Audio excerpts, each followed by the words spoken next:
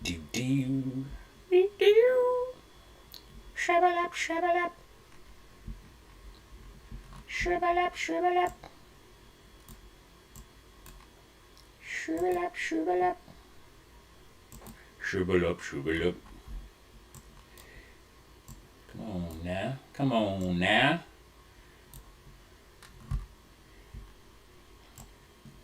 Hey there, everybody. Everybody, clap your hands. Come on, everybody.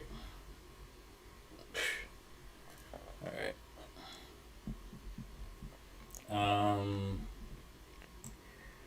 Welcome, welcome, Game Boys and girls.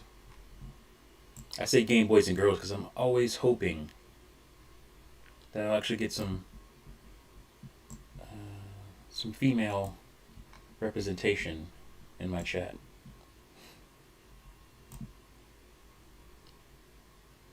My mic sounds off.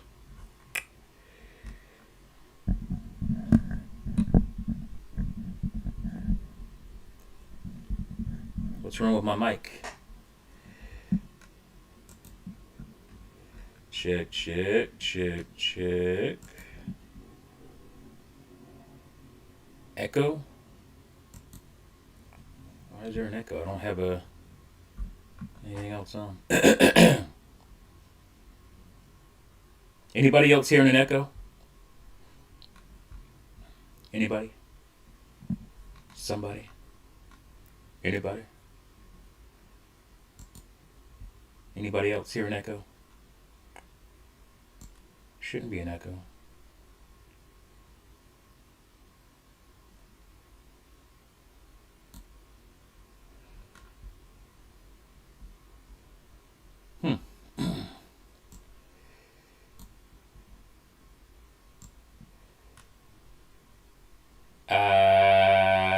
Maybe it's just on your end, Roy. I don't see anybody else chiming in.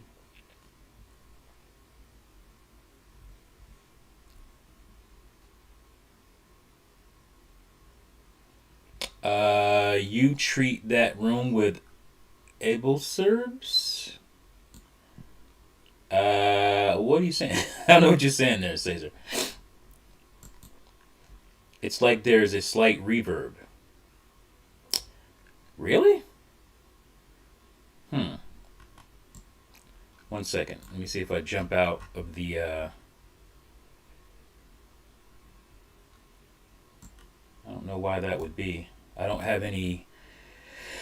I don't have any speakers or anything else on, so. Absorbers. Oh, that makes more sense. Okay.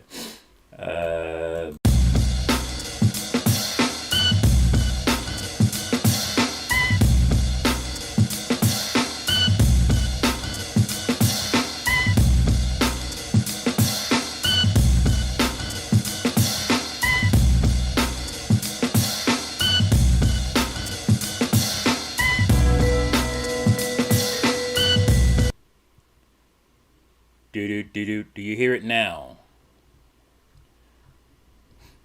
I'm going to switch back to my other thing, but do you hear it now?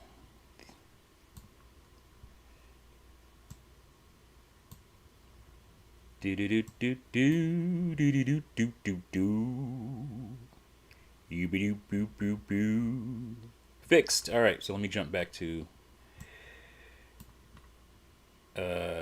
T-Talk. All right, there we go. Still okay? Everything's still fine with the audio? Check, check. Yeah, I only see one channel, so I don't know why it would be reverbing or anything like that. Wait, what? It's bad again? What is going on? Oh, clean. We're clean now. All right. Oh, you're saying no, that there's no more problems. Okay. Ant Bro. I think that's what you're saying. All right. So let me.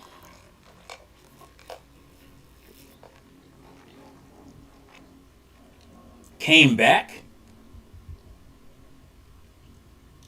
All right, so hang on. I'm going to delete my mic on this one and copy the one from my game stream setup. Hold on one second. I'm going to pop into my game stream setup. All right, so you say there's no issue here, right? No issue here. So I'm going to copy this mic.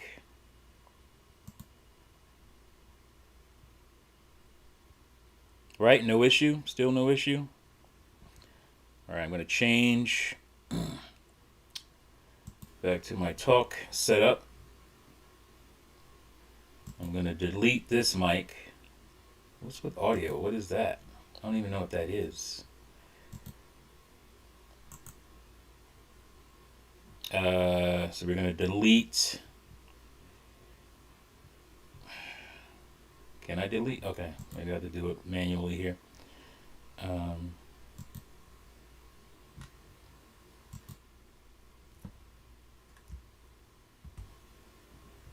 right.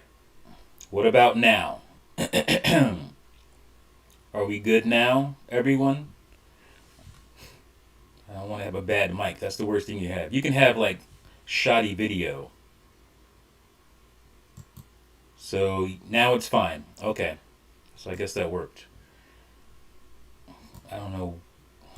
I mean, it's clearly a Streamlabs issue.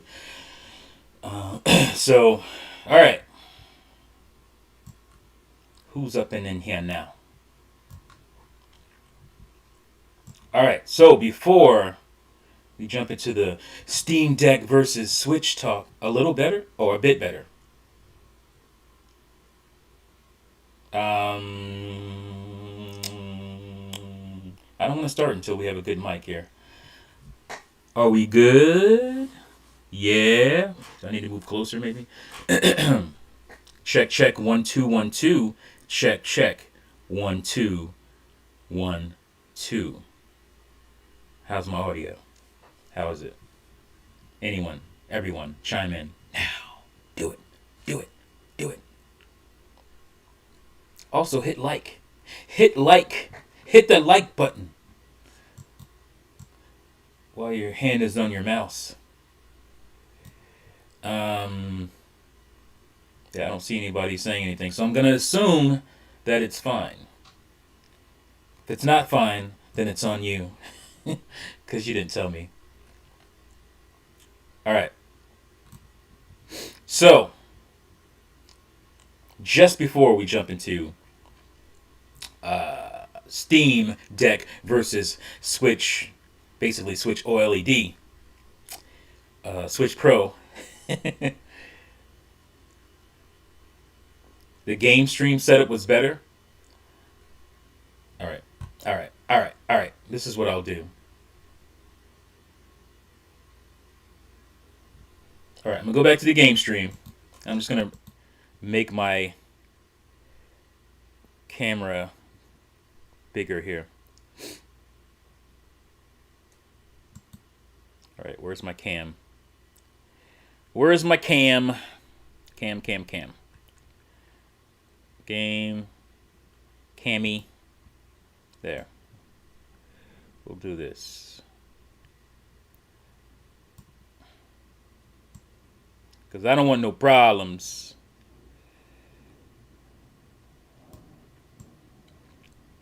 She's my cammy, hammy, mammy. How about that? Are we good now? Are we finally good? I don't know what's going on with Streamlabs. It's the same mic setup, so I don't know why it's doing this. All right, so we're good now. Audio's good. All right. So we'll do it from this. Maybe I should just do it like this regardless. All right, perfect. Says Antbro. All right. So, that was fun. So before we get into Steam Deck versus Nintendo Switch OLED, recent pickups, and actually this will lead into Switch OLED talk right at the end. So,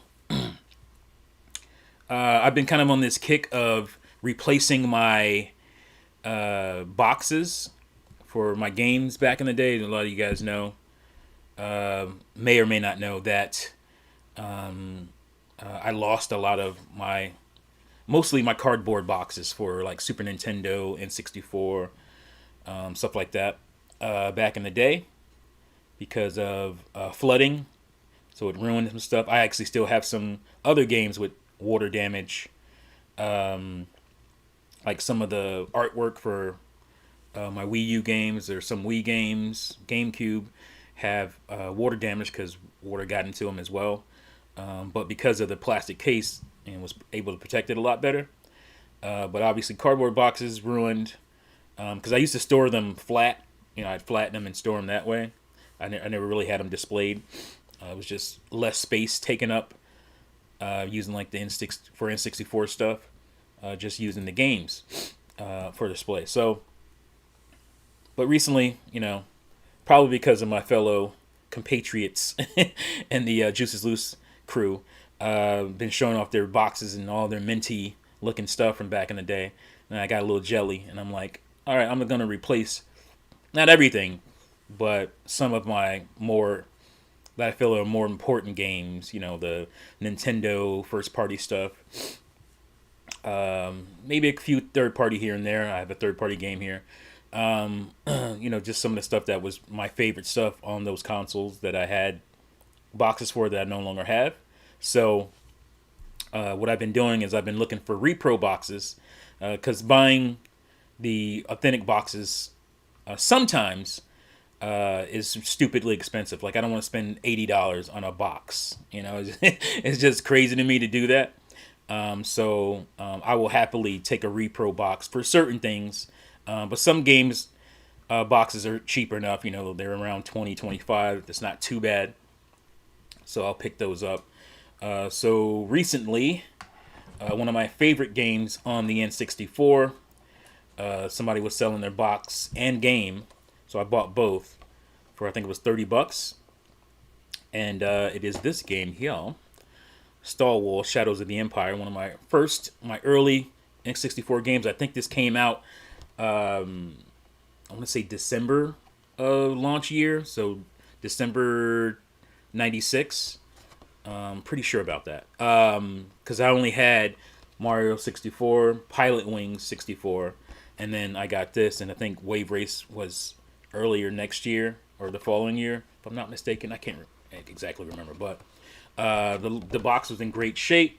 I have one of those plastic protective cover things on it, so to keep it real nice. And I just like the box art. Any kind of Star Wars stuff, I'll probably any of my Star Wars games boxes, I'll replace those because I'm a big Star Wars guy. Old school Star Wars anyway. So yeah, I got that for $30 and with the game, and the game looks great. We're great condition. So I'm gonna just turn around and not flip it, but sell the game because I already have the game. And so I could probably end up selling it for $10 to $12. And the box will be $20 at that point. So because that's all I really wanted. So that's great. And another thing I've been doing is buying Japanese versions of games. Just for the case. Some of the loose games that I have, I got the cases for the Japanese version because it's cheaper to do that.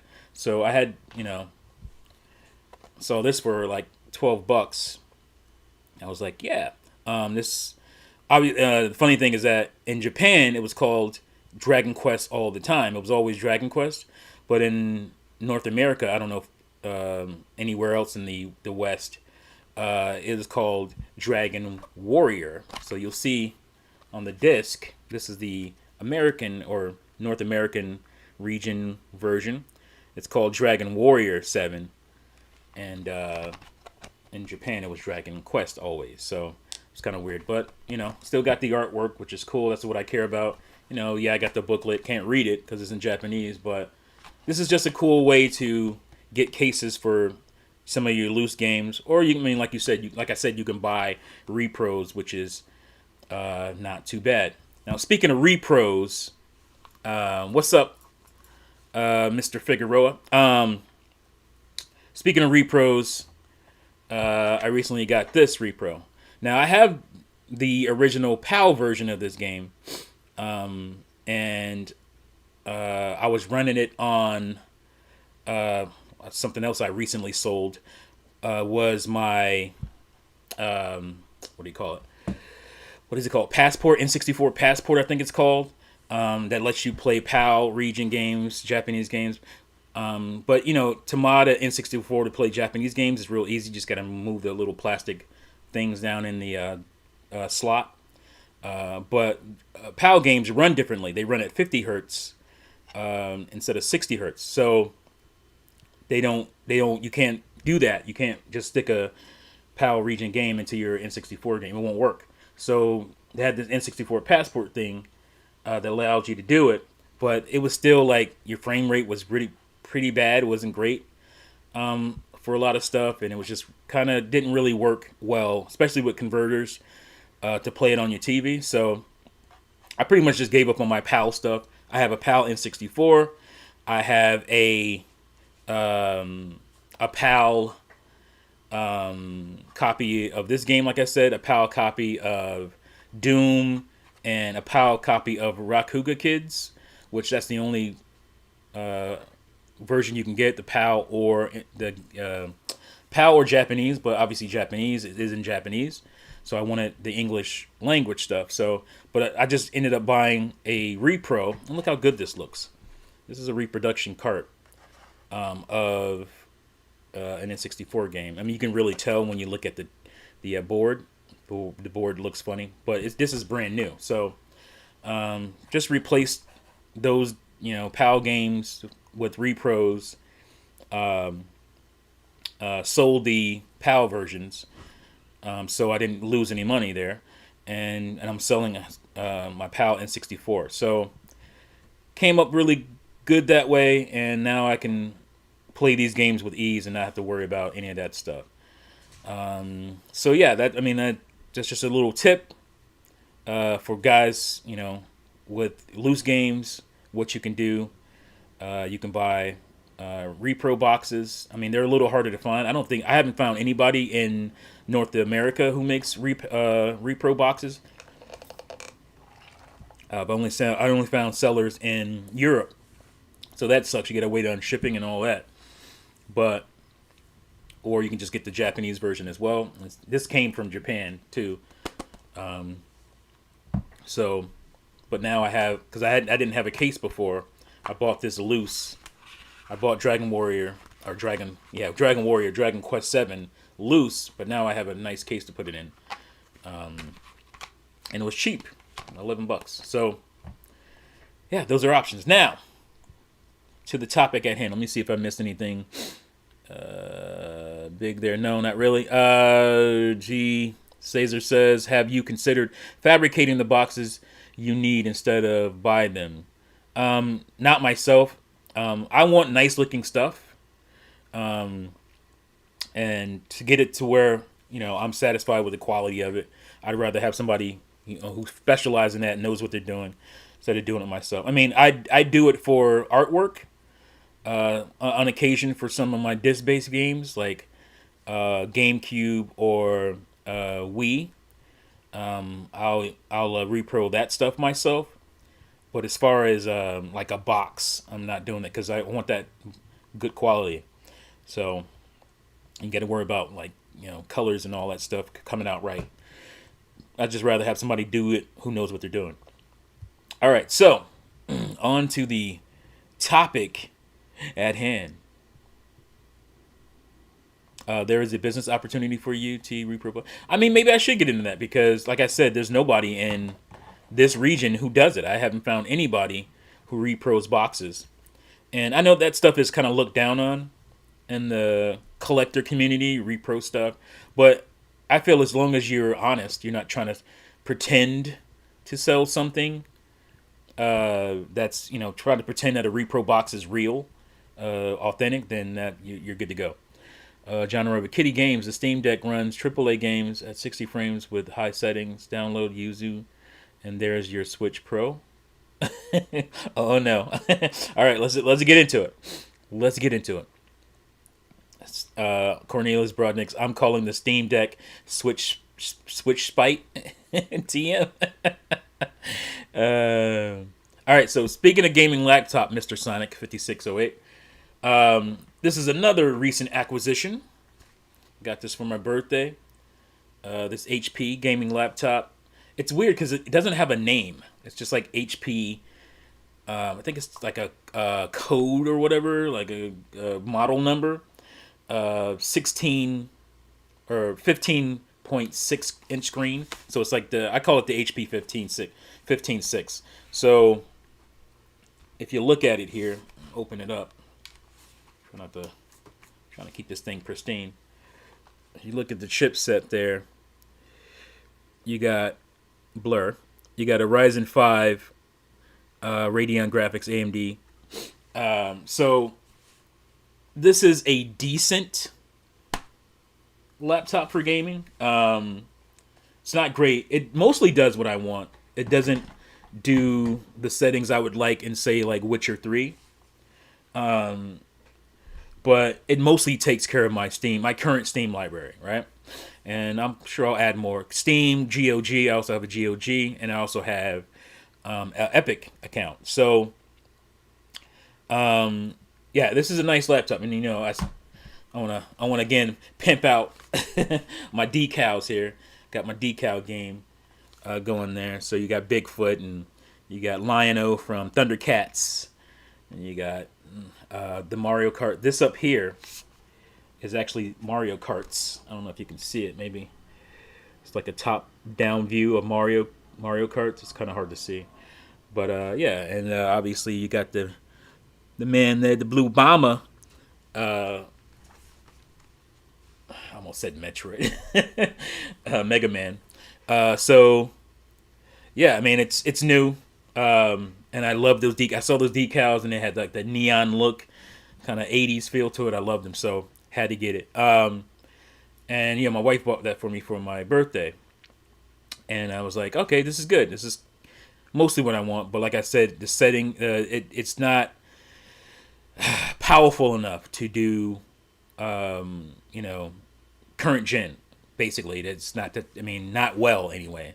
With low settings, you have to play current gen games low settings. So I'm like, I don't really want to compromise, but I love this laptop. It's great, and so I was cool with that because I'm getting rid of my desktop. I built a desktop in, what was it, 2016? I built my PC, and I'm just I'm over, like, I'm not a huge PC gamer or anything like that.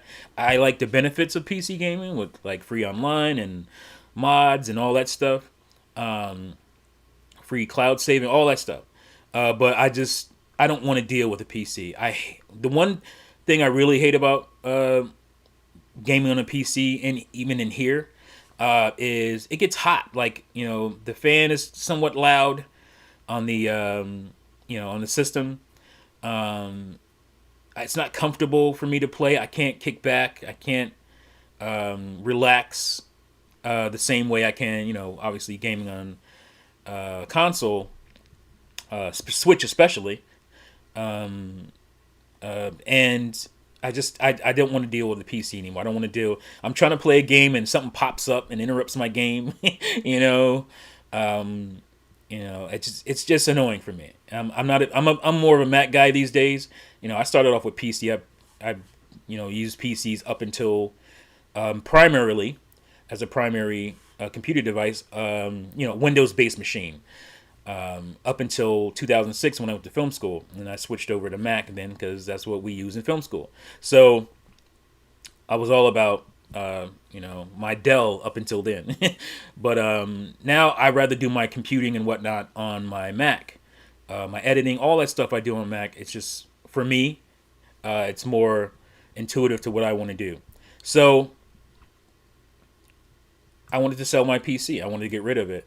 But I liked my gaming library on PC. I don't have a ton of games, maybe 100. But I wanted to keep that library going and, add to it. I like the convenience of cross save. So one of the reasons I bought Witcher 3 on Switch was cross saves. I would be able to play my PC version, and I could also play. I can put those saves and switch over to my Switch and kick back and relax in a couch and play Witcher on my handheld. So that's a really cool thing. And here's my Switch Pro. This is the real Switch Pro. Them Joy Cons. It's snazzy. This thing is snazzy. So yeah, like that's what I wanted to do, and so I got more into that, and being able to cross save and be able to play, not being tethered to some loud, hot PC box, and being able to kick back and play and continue progression of those games. And so I started doing that with some Switch games that allow it. And I got more into that idea. And so got this, gaming PC, and then here comes this announcement for stream. That's going to happen because there's a Stream Deck, Elgato, and then there's Steam Deck. So there's going to be some issues with marketing with that. But Steam Deck comes along. But before that, we had the Switch Pro rumors and people getting excited for a Switch Pro. Now, for me, I didn't care as much because I didn't think them adding power to the Switch at this point in time, year 5, would mean all of a sudden there's going to be a large dump of games that the Switch previously couldn't run, but now it can run, and now you're going to be able to benefit from what I was talking about. So for me, it was like, okay, Switch Pro would be cool because it would add more power, but it's not going to mean more games necessarily, because now all these companies are all of a sudden say, oh, let's go invest in making Switch games year 5. I just didn't see an influx happening that way.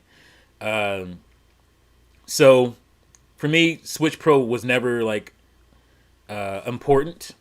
I barely ever talked about it because I have videos talking about how people should respect the power of the Switch as it currently is, in its form factor and at its price range.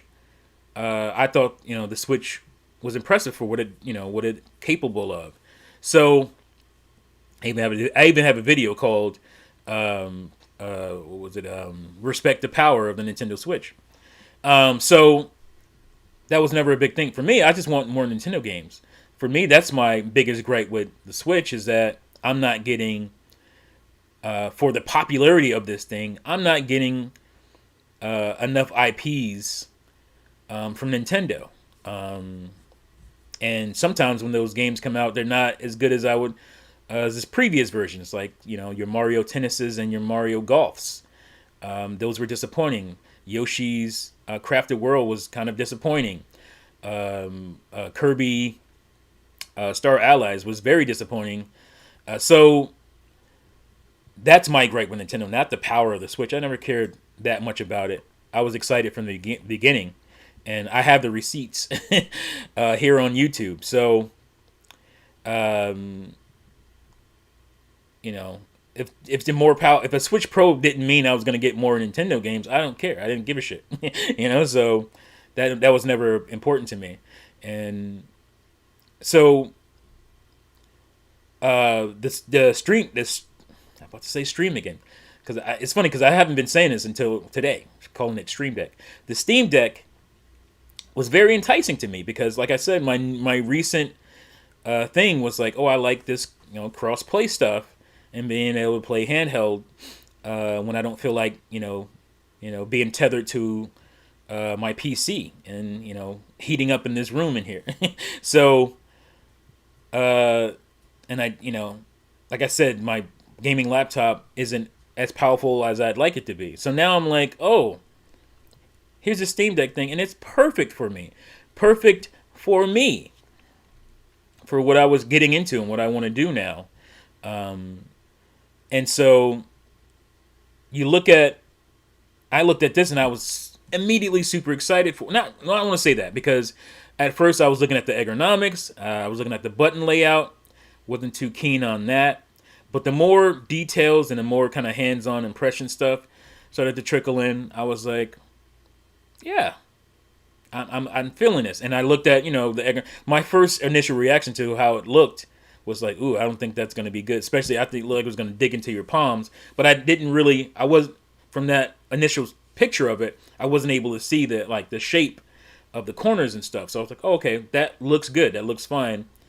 And I know from, how the grips of it are that it's good, because this design, if you see how the it protrudes out, that feels way better than the flat surface you get from the Joy-Cons. And I can hold this way longer comfortably. So I'm like, all right. So they got the nice curve in the back that I know my hands will enjoy. Um, so that's good. Now the only other thing was the layout of the um, the the D-pad and the buttons, and I'm like, okay, there's nothing wrong, because clearly my buttons over here are my action buttons are right on the edge. So that's there's nothing wrong with your action buttons being there. So the thing is basically, do my thumbs feel comfortable here? Because this is where right here is where, look, I'm all off. So right here is where the no, Joy-Con, the joystick would be. So directly across, and I'm like, well, my thumb feels comfortable right here, you know. So I don't see where that would be a problem. Because like I said, the action buttons on the Switch are way on the outside. Look at that B button there, or A button. It's nearly off the edge there, and this feels comfortable to me. So does my thumb feel comfortable in this area? And I'm like, yeah, it feels comfortable there. And so looking at that design, I'm like, and it looks off-putting to people, but we have this thing called Wii U gamepad. Nobody really complained, outside of Nintendo haters, complain about the layout of it. Basically, not having offsetting joysticks. They're right across from each other. And I'm like, well, this feels comfortable. And so I took that and I held it, and then I slid my thumb over and said, does my thumb feel comfortable in this area? And I'm like, yeah. So this is where you're going to be moving and I'm like, this feels comfortable going back and forth. And I'm like, well, there's no reason the Steam Deck shouldn't feel comfortable in its layout. It's just jarring because we're not used to seeing it that way for the most part. And so I'm like, well, it should be comfortable. And I don't think they put all this money into this thing and not make it comfortable. Obviously, it's like a pound. It's heavy. Definitely heavier than the Switch, I think by 2.5 times almost. And they won't put all this research. I don't think, Valve isn't a dumb company. I don't think they put research into this and have you hold this, thing that's hard to hold, that's uncomfortable to hold. So I'm like, yeah, I mean, so those two worries were gone. The basically, and they both involved ergonomics and how it would be to control the thing, how that would feel. And then, so the only other thing is battery life. And I looked that up, and I don't think that was an initial thing. But we all pretty much knew the battery was not going to be great on this. And, the battery is now much better on Switch, but it wasn't great in the beginning. You got, if you're playing Breath of the Wild, you got 3 hours, So, now the newer Switch models have better battery life, and that's great. And you probably can get 5 hours in Breath of the Wild now. So the battery life is 2 to 8 hours, I believe. It's like, oh, that's a huge range. I mean, but then they broke it down saying, I think Portal 2, you can get 4 hours out of Portal 2, which I thought, well, that's pretty good. Most of my games are going to be, most of the games I'm going to play are going to be around that graphical range, so to be 3 to 4 hours, which is basically what the Switch was doing, the original Switch. And if I can't complain about that, then how am I going to complain about, if I didn't complain about the Switch, how can I complain about the Steam Deck's battery life, right? But there's obviously other issues I don't want to say issues, but there's obviously other things to deal with when you're dealing with the Steam Deck, because yes, it comes with 64 gigabytes of storage for the base model, just like the Switch OLED. But there's a difference, because Switch OLED games or Switch games come on a cart, and so you don't have to download most of the stuff. Whereas it's all digital on the Steam Deck, so you're gonna have to download everything. So your memory is gonna go away quicker. But for me, it's like, well, I'll just download the games that I currently want to play on it, and I'm fine. Again, like I said, this is not going to be my AAA, AAA, not first party, but AAA third party games, that are huge in size. This is not going to be. I'm not going to use the Steam Deck that way. My thing is, I want to play all those, somewhat older titles that I have on those different launchers like Epic, Steam, and GOG. And most of my games are sensible size. So for me, the top games I'm playing on a PC are, let's say, the top 10 games. Will fit no problem on a 64. But I went ahead and got the 256, just in case I wanted to put more on it and not think about it. And it has the faster SSD. So that's the way to go for me. But anyway, so that would be an issue for people who would use it differently than me, who want to have like, oh, this is going to be my gaming PC. I don't think you should do that. I think if you're a person who has a gaming PC and you like what Switch does, basically not tethering you to a TV or tethering you to a big loud desktop PC, then this is a great thing. And I know there are a lot of people out there who are like that, because the Switch has a lot of love from the PC community. A lot of PC gamers love the Switch for what I was talking about.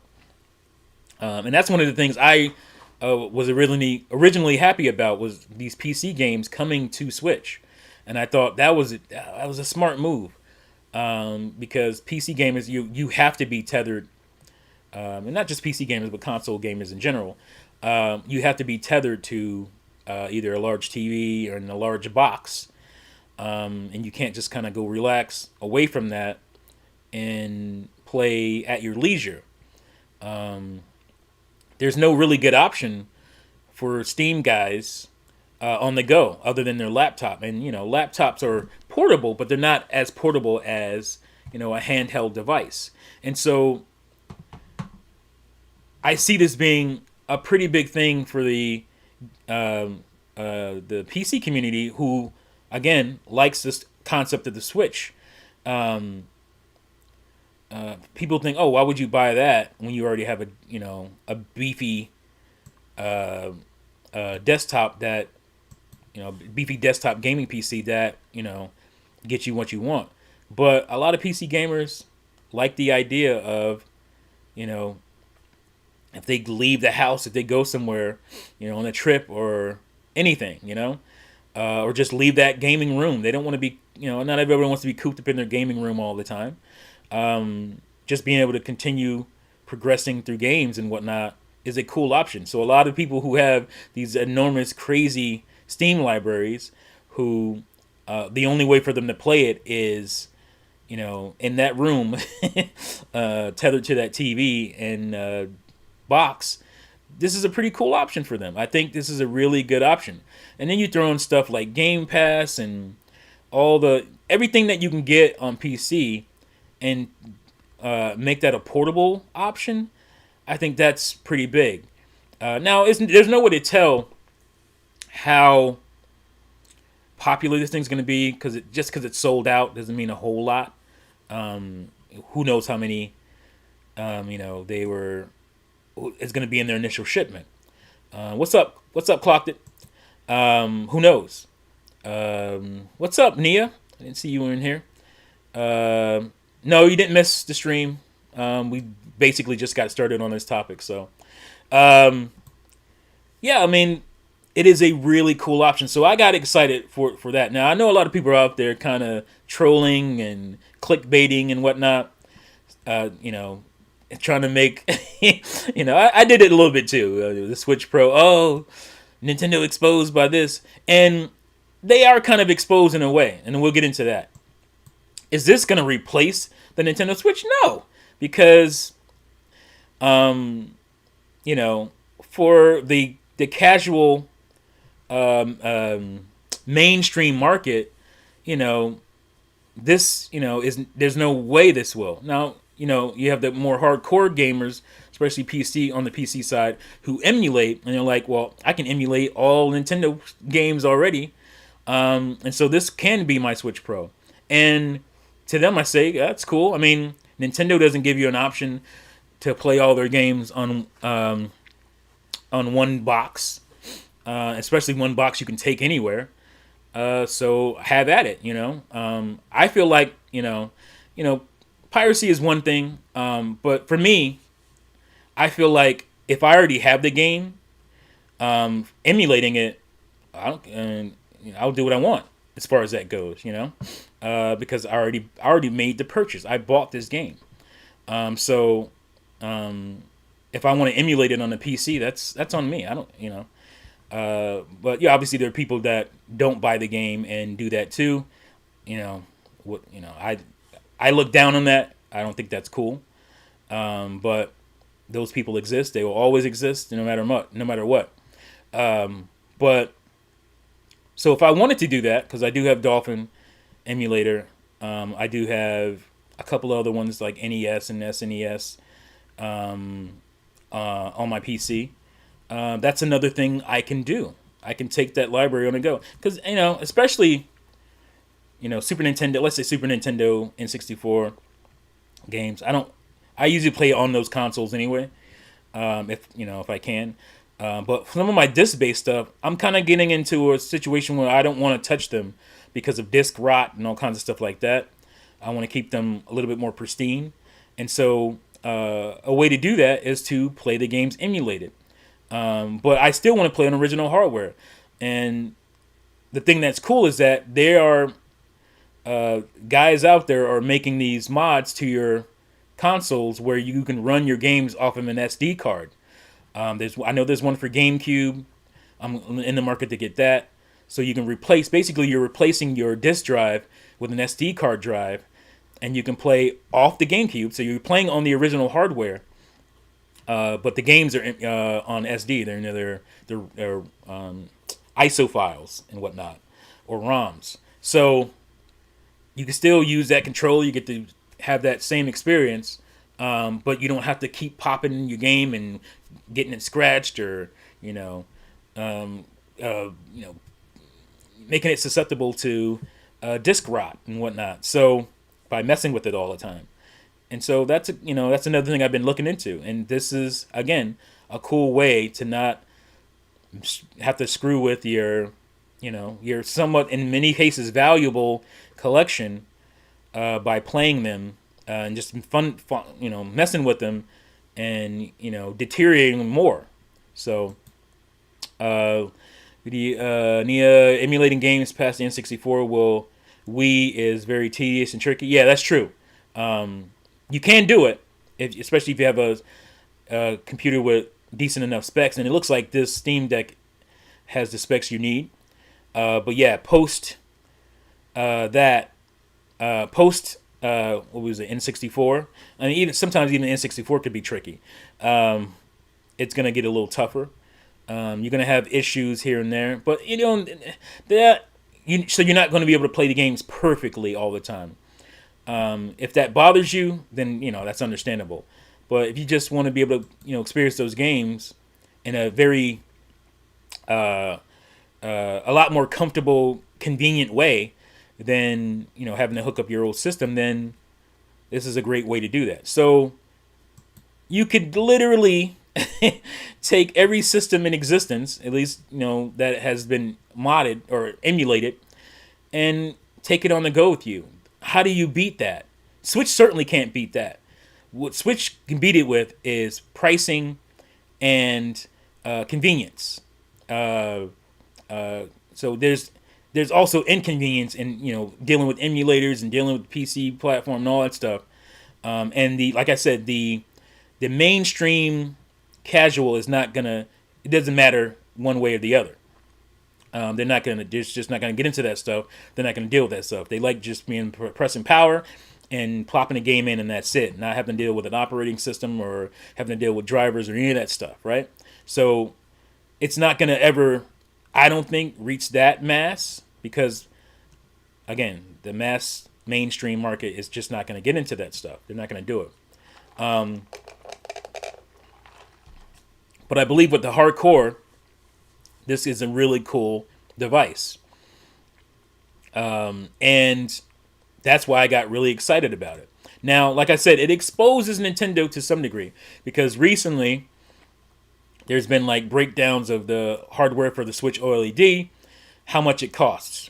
So basically, it costs $10 more to produce, in parts than the current Switch. And the current Switch is currently in its 5th year. So you would think, because this is based on basically 2017 costs, as far as the current Switch goes, I don't think they've updated what they think it would cost today.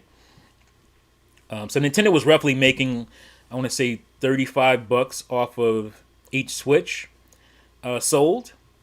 And that was in 2017. So today you would think that would be, at the very least, $10 cheaper. We're talking 4 years later in the 5th year. So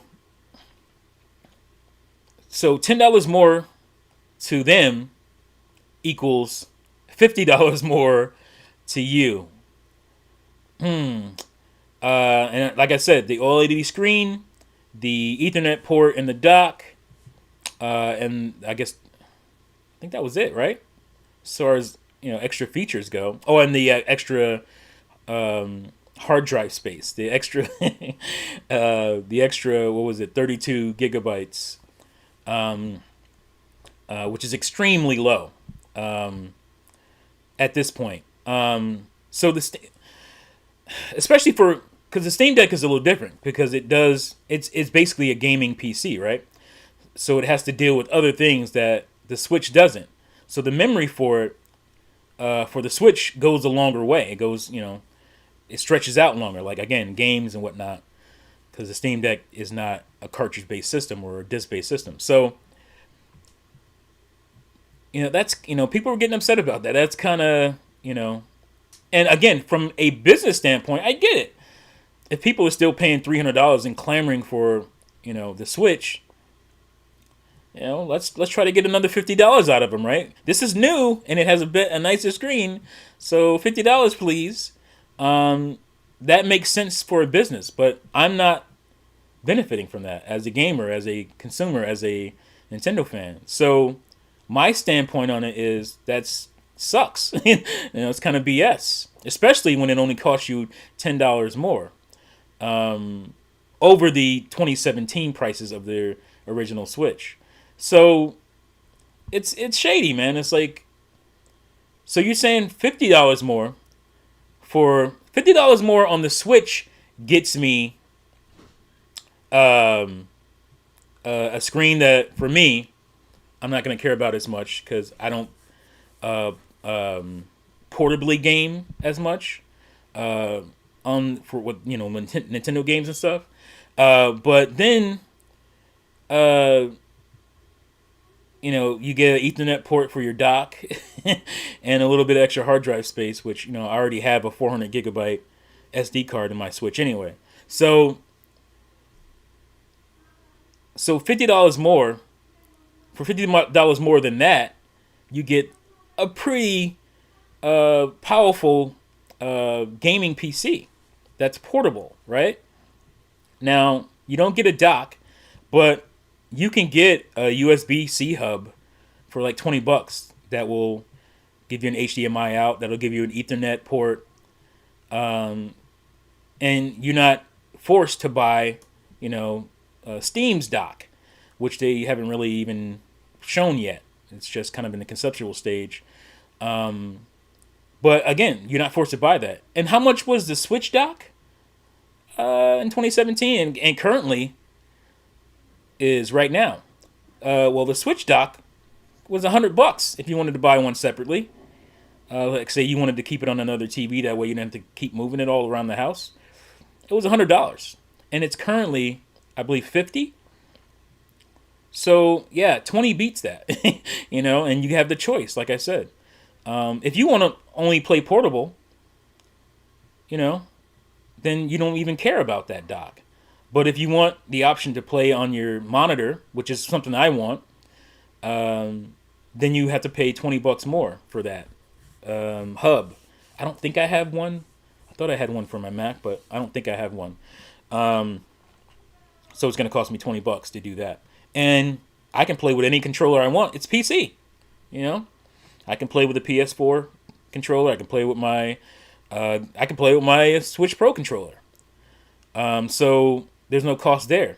Now, when you got a Switch, or when you buy a Switch, you don't get a Pro controller. So that is a quote-unquote hidden cost, right?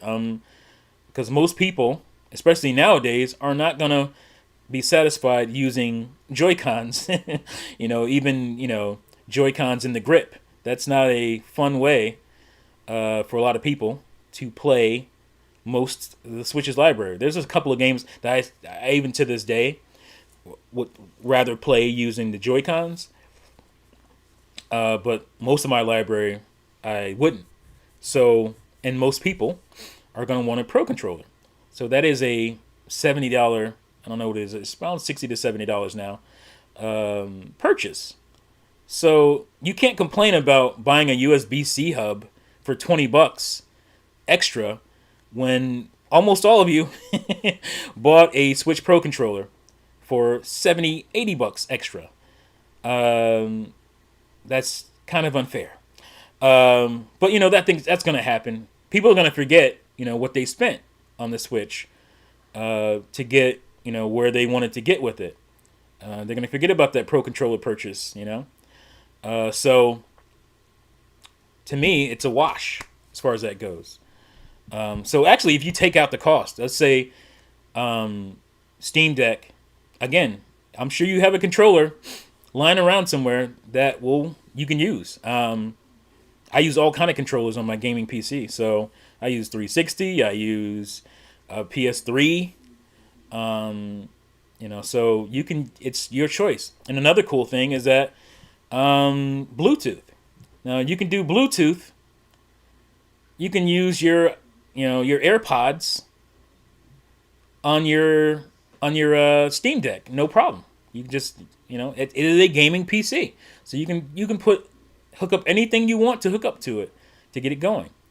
So again, you don't have to buy some dongle for for a Bluetooth. It does it automatically. So you're talking about hidden costs. Well, again, I can bring over all these libraries, including emulated stuff. I don't have to pay for online. I don't have to pay for cloud saves or any nonsense like that.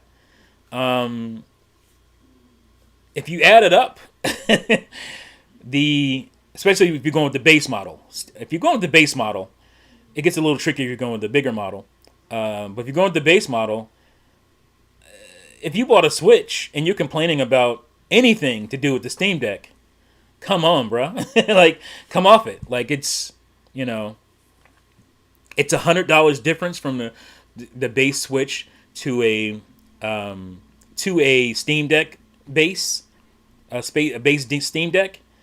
But look at the costs. Controller, Pro controller, you're already on the Switch. You're already at let's say 270, right? If you want Ethernet port, that's another $15 or so, $20. So you're already close to $300. Right? Now, Again, Ethernet port. You're basically looking at a $30-$40 difference from the base. Not even the OLED as far as costs go. From the base Switch to the base Steam Deck, after the hidden costs go away, you're looking at about the Steam Deck being $40 more, $30-$40 more, right? To me, for what you're getting a system that is 4 times as powerful as the Nintendo Switch, right? If you care about that, again, if that's something you care about. All third-party games, 99% of them, if not more, come to PC. If you want, bigger third-party games on the go, you'll get 99% of them on your Steam Deck, right? So a lot of people who complain about, wanting a Switch Pro because it doesn't run games well, like especially third-party games. I want to be able to have more games on the go on my Switch, but it's not powerful enough, so these companies aren't doing it. Well, you don't have that problem on the Steam Deck, right? So that completely goes away. So then you're dealing with micro issues like the battery life and all that kind of stuff. So before I continue, let me see if there's anything in the chat you guys are saying you want me to address. Real Levon K-Sun, do you guys think Nintendo was being greedy because of their new president being business oriented? I mean, that's how I feel. I've said that for a while, that I feel that way. That he's a more business guy. He doesn't see at least a value in customers at this point. So that's how I feel. Good question. That's what I think, Levon. Let's see. I think OLED is for people who don't already have a Switch, not current users. Yeah. Nia, I know you're addressing Red Alert on that. But yeah, that is the thing. OLED, especially for me, because for my Switch, I don't, I do game in portable mode, but when I do, the Switch screen is just fine. I think it's a really nice looking screen, because when you're dealing with a screen that's 6.2 inches or 7 inches, you don't need 1080p. Like you don't need any of that stuff because they look really good already. I liked how the Wii U screen looked. I liked playing on the Wii U screen. I had no problem doing that. It's 480p. So when you're dealing with a screen that's small, it is not as big a deal. So I didn't need it to be 1080p. Some people are like, oh, why not 1080p? You don't need 1080p unless you're doing like VR, like say like the Switch. If you wanted to be serious or at least more serious with VR for the Switch, you'd have to get a 1080p screen for it, because 720p is just not good for splitting 2 images and making it a great looking VR image. It's a fine VR image, but it's not great, right? So, the screen quality is never a problem. The screen quality of the Switch is not a problem, at least not to me.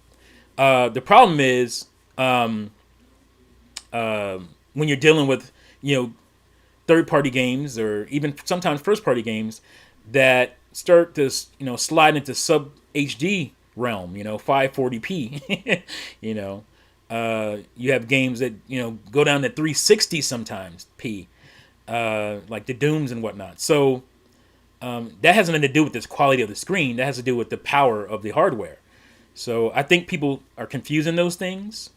Yeah. So, and another cool thing, if I do dock my Steam Deck, which I will do, and I'll probably do it a lot, to a monitor, my nice monitor I have right here, my 2K ultra wide monitor, it will output in 4K. Now it says 8K, whatever. I don't think it'll, you'll be able to play like Game Boy games in 8K, but I think it will do a really good 4K 60, and they say 4K 120, but all I need is 4K 60 really. All I care for. But yeah, so you can output games at that resolution, even though the screen on the system itself is only a 720 or 800p screen. And that's very cool to me because then I can still have my gaming PC, hardcore experience on a monitor, and then just pull it off that hub and play it in my hand. So it's very cool. What's up, C4 Platinum? Um, I missed your what up. What were you asking here? I just scrolled past it. What happened? What happened? Oh yeah. Would you believe I actually got a notification? Oh, for the stream. Good. That's cool. I'm glad it works sometimes. Um, so yeah, I mean the Steam Deck is really cool, and it's not going to be for everyone, right? Nothing really is for everyone, but I think it's going to be a bigger thing than a lot of people are thinking. I think, like I said, the PC gamers really latched onto the Switch, especially when it started getting more PC style games, and being able to cross progress and not be stuck to your monitor and your man cave all the time is a cool thing. That's one of the reasons I stopped getting into. I didn't really go into PC gaming as much. I've always gamed on a PC, but I've never become a PC gamer because I didn't want to deal with all the extra stuff that comes along with it. I like the convenience of consoles, and this is giving you that convenience. And this can be as the Steam Deck can be as hardcore as you want it to be, or as casual as you want it to be. If you don't want to get into all the hardcoreness of it, you just want to run the what is it called, the Steam. I forget what it's called, the Steam operating system it comes with. If you just want to run that and play your Steam games off of that and have it basically be a console, fine. But if you want to run Windows on the thing and you want to run your emulators and all that stuff, fine. You can make it as hardcore as you want. I'll probably be somewhere in the middle. I won't get too crazy with it, but yeah, I do. Like I said, I have a GOG account. I have an Epic library, so I want to be able to play all of those through this. So I'll be doing more than that Steam OS thing. So this is all good. Like now the pricing, obviously for the base model, it's $399, and you get a 64 gigabyte memory, which is again tiny. But again, if you go on base, put a couple games on it at a time that you can play on the go, and you're good to go. Like I said, I think I can get up to 5 of my top played PC library. And that's not, you know, that's not outside of, it's not crazy for what I used to get on, let's say, my Xbox One, the base model for that, because you get 320. I think you get around 320 when it's all said and done from the base model, and 7-8 games. That thing is almost full, right? So I just didn't have all my games on it at once. I would pick and choose whatever I'm playing.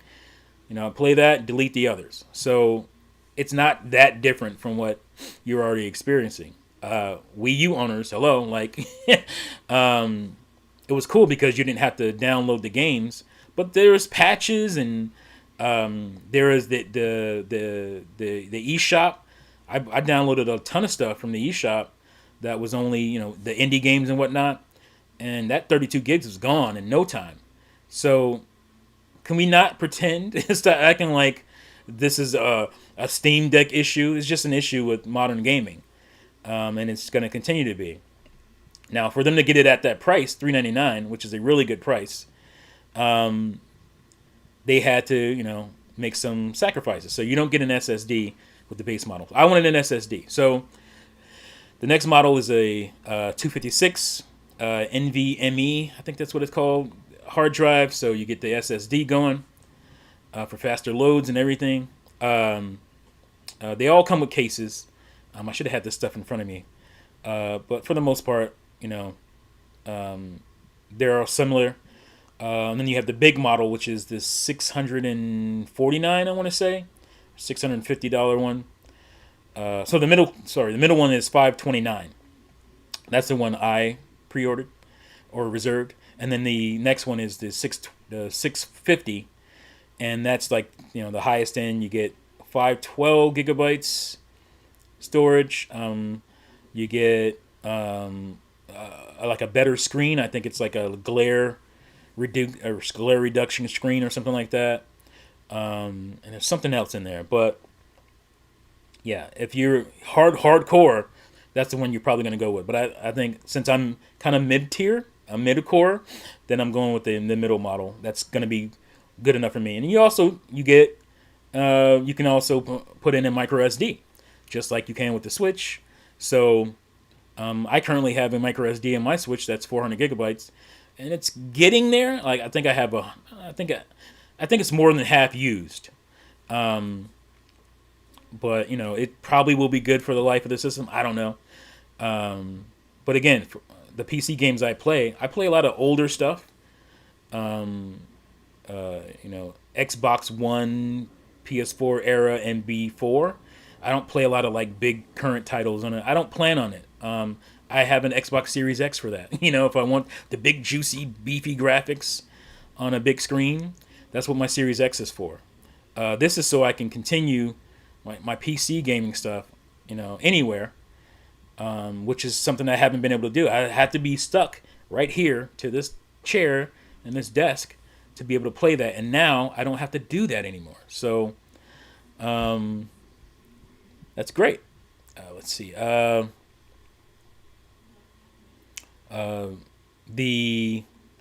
2 to 8 hours. Again, I mean, I know a lot of people. I've heard people. Oh, I play 5-6 hours on my Switch handheld at once. I don't. When I hit an hour and a half, I'm mostly good at that point. 2 hours. So I would say 3 hours would be like perfect for me. As far as handheld gaming, and for the most part, Steam Deck will reach that. Again, unless I'm playing like Witcher 3. If I'm playing, say, I'm playing Witcher 3, I probably won't get 3 hours out of that. It'll fall short, maybe 2.5.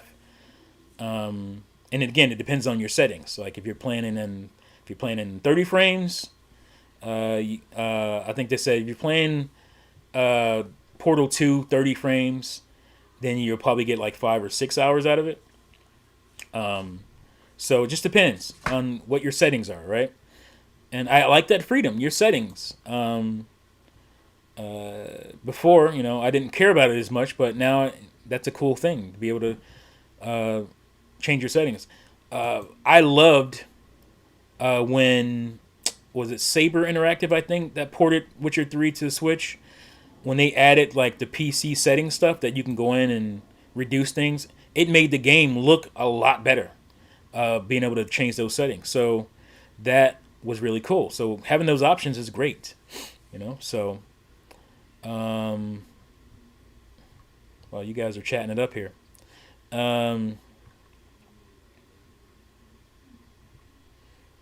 So I see Clocked is probably answering somebody saying Steam has an offline mode where you don't need to connect to the internet for a while. Yeah, you don't have to be online to play your Steam library.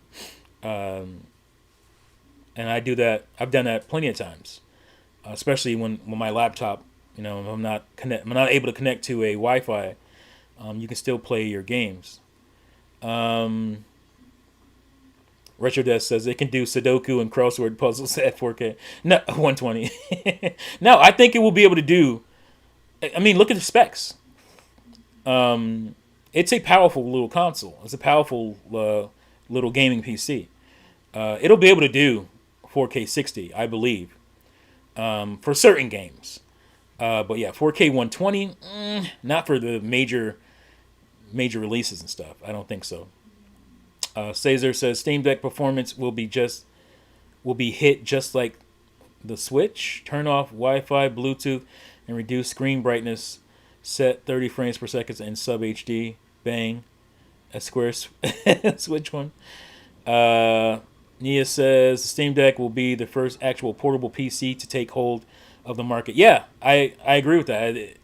Because there has been, this is not the first thing that's tried to do this. It's just Valve is, I think, doing it way better than anybody else is doing it. And it's funny because they looked to capitalize on Switch OLED resentment, if you will. They went after that market. What's up, 12 feet tall?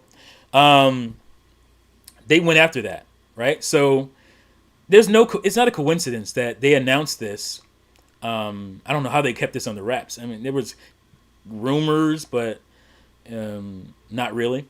They announced this right before the Switch OLED pre-orders went live.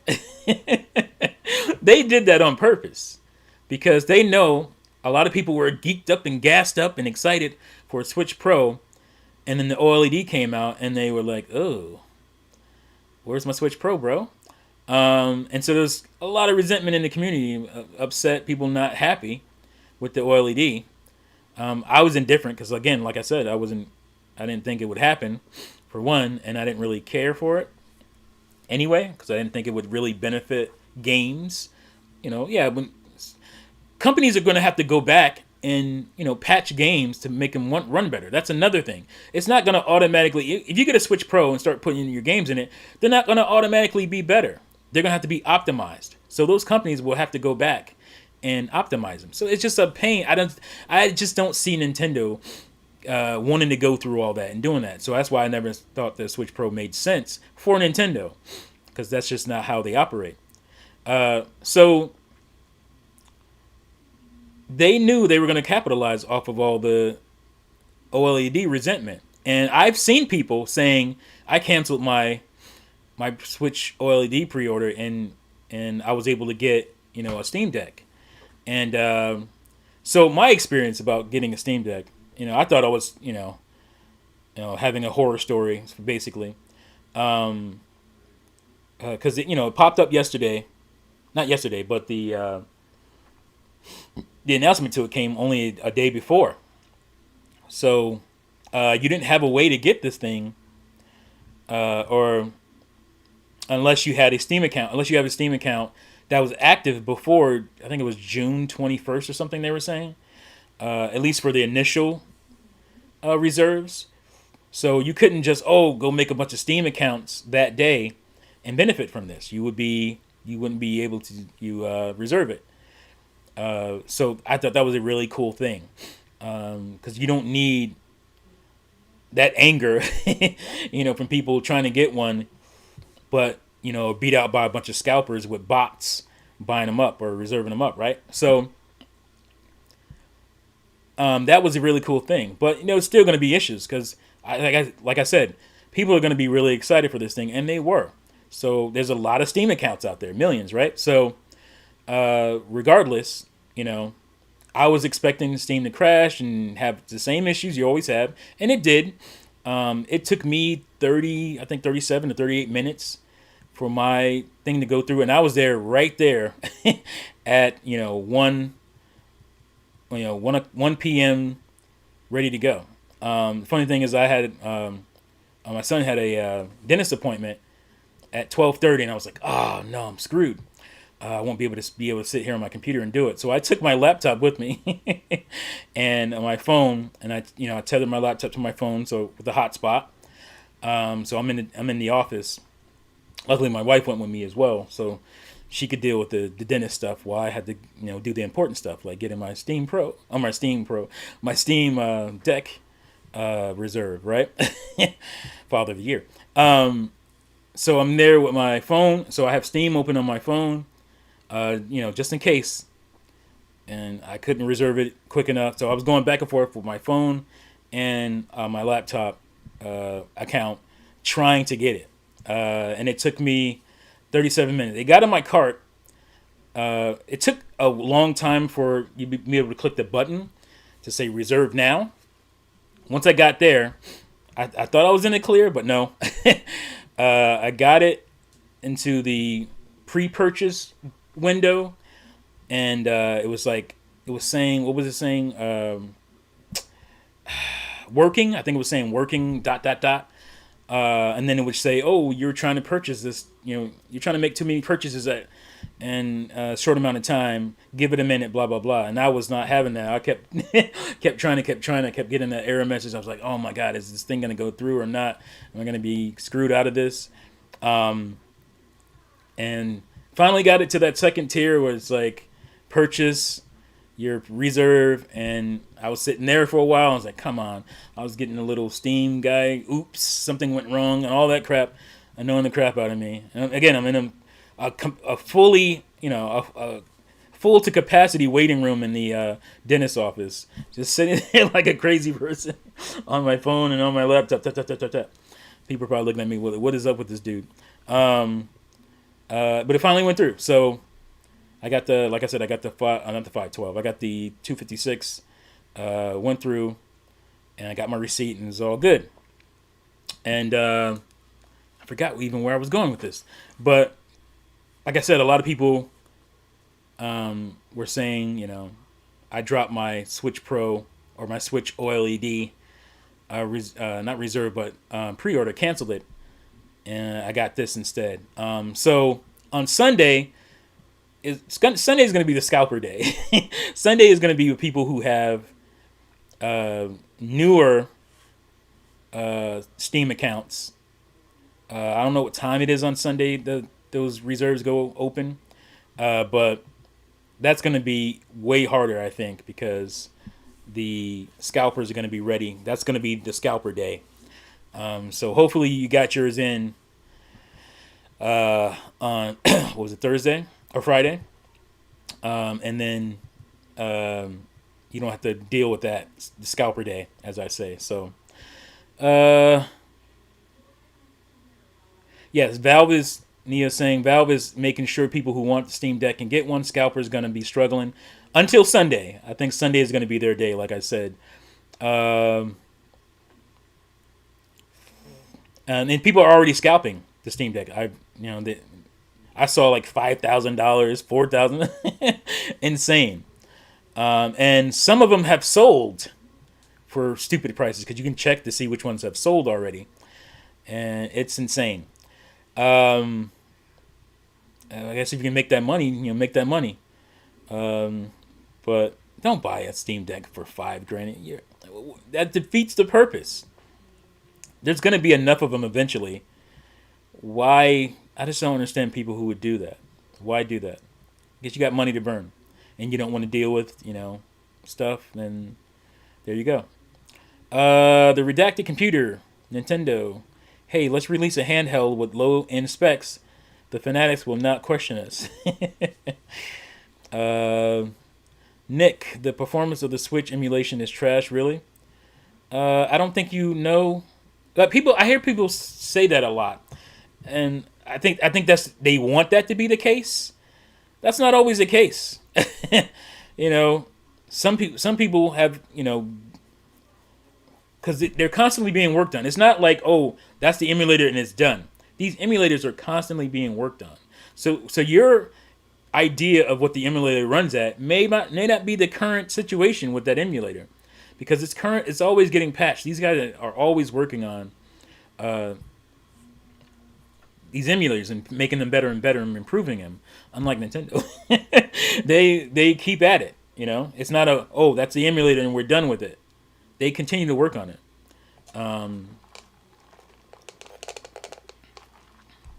And I mean, you can currently play Breath of the Wild 4K 60. I saw Terminator Juice doing that, and other than like some musical hiccups here and there, it runs just fine. And maybe you're a person that says, okay, I'll take the bad with the good. I'll take the occasional stutter, hiccup, in the music or whatever, with being able to play, Breath of the Wild in 4K at 60 frames per second. You'll take that trade-off. Because as a Nintendo Switch owner, you certainly have no problem taking trade-offs, right? Like, let's not pretend, the emulator isn't great. As a Switch owner, you take trade-offs all the time. So you can't really heckle anybody taking a trade-off for an emulator. So I don't understand that argument. It's like you guys, the Switch is a trade-off. you know, if you're playing Doom on the Switch, you're accepting a trade-off. So how are you gonna be cool with that, but yet quote unquote heckle somebody for having an emulator that's not perfect? Well, the Switch experience isn't perfect, right? So I never understood that argument. Um, Alex, don't worry, T, it's portable. um, so yeah, Breath of the Wild is a Wii U game. Yeah, it is, but it's also a Switch game. There's a lot of Wii U games that are Switch games currently, so I don't know where you're going with that, Nick. I don't know what point you're trying to make. Um, let's see, 12 feet tall. Alex, I failed to pre-order Steam Deck. I mean, that's Dick. I mean, John Ravioli, and that's why I've always rocked with you, T. You're not a shill, and keep it 100%. Yeah, I mean, I can't. Like, I literally can't, within my fiber, any fiber of my being, come on here and pretend to like something I don't like, or uh, vice versa, right? I can't. Uh, so but that's humans. I mean, that's what we are as humans, right? Do you? I understand the pheromones you get from seeing somebody on YouTube who always, I don't want to say blows smoke, but always tells you good, happy things, right?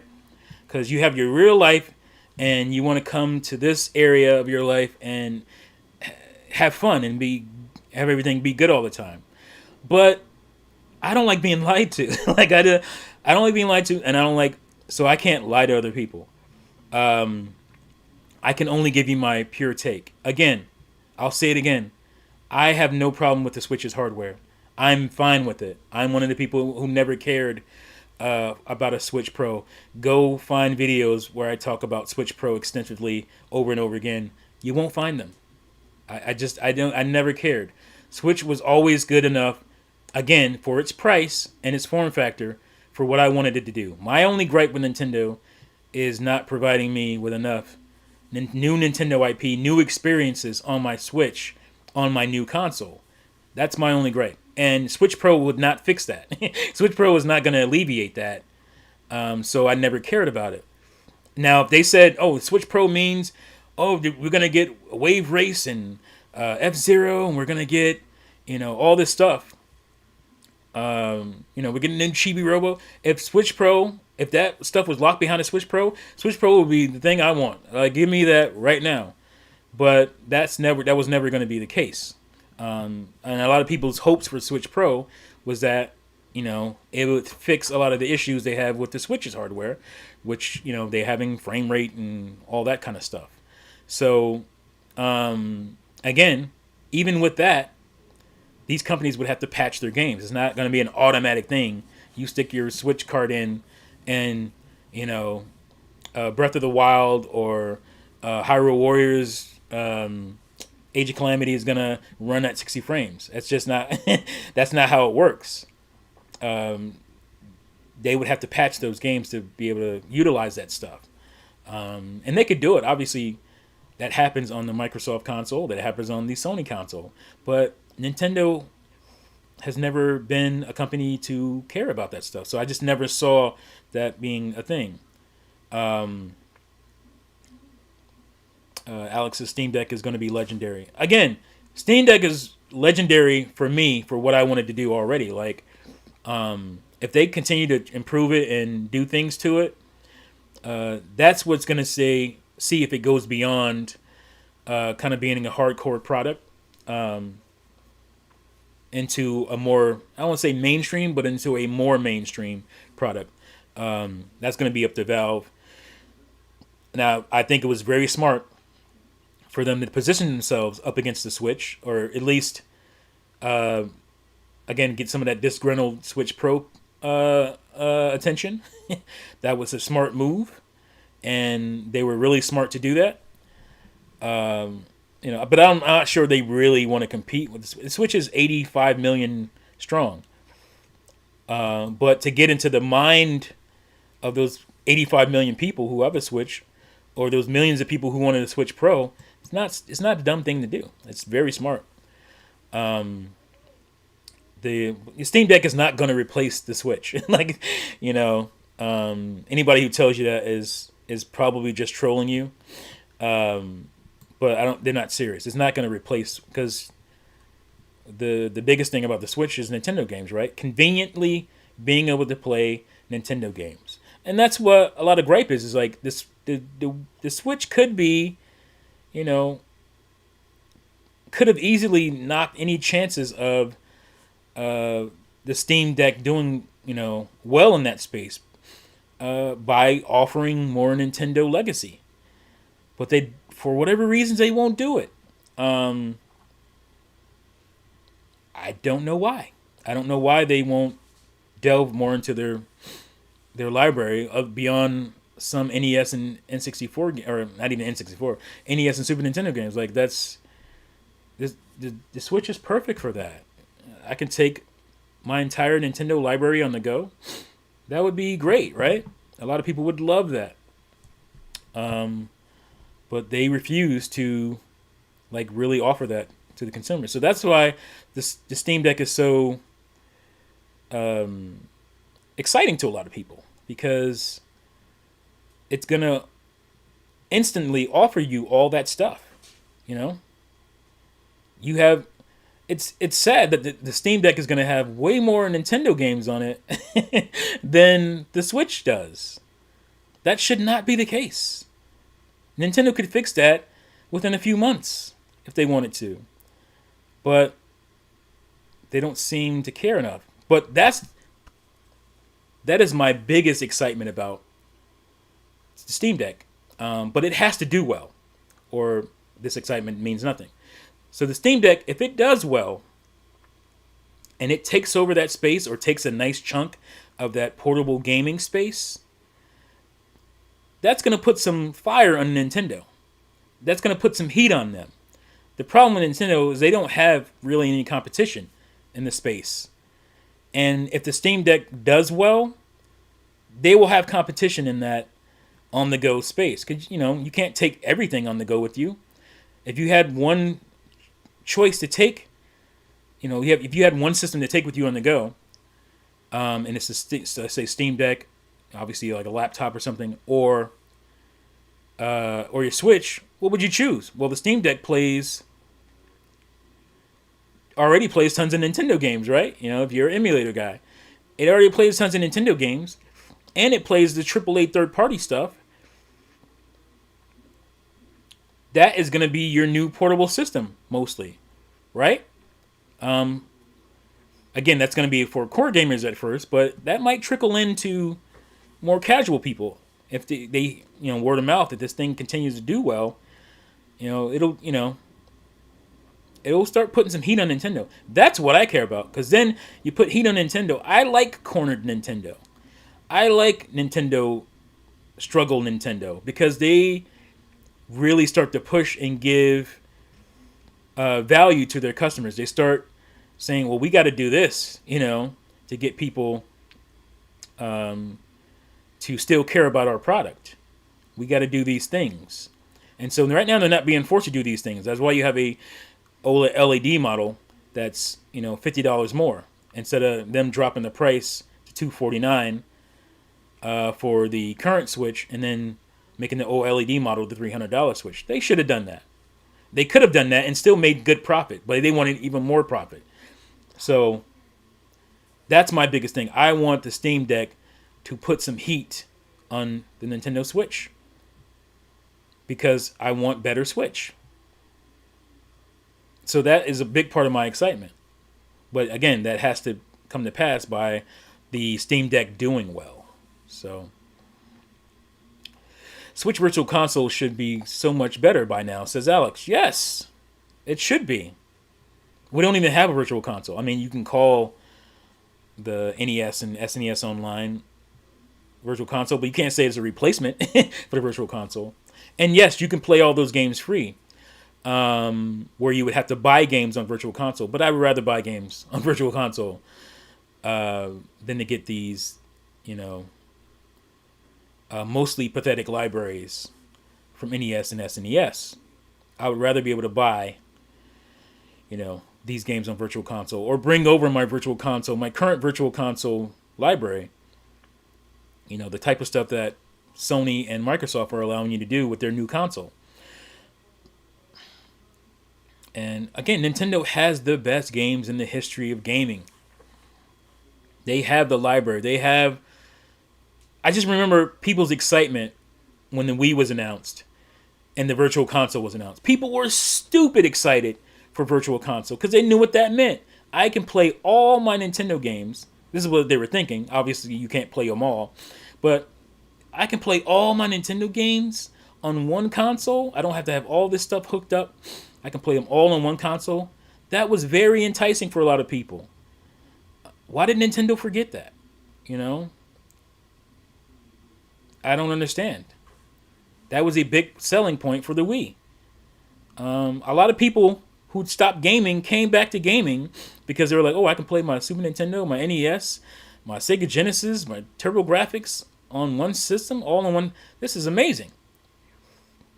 So a lot of people who, you know, casual fans who had dropped off of gaming came back with the Wii. I hear that all the time. People say, oh, the Wii brought me back to gaming.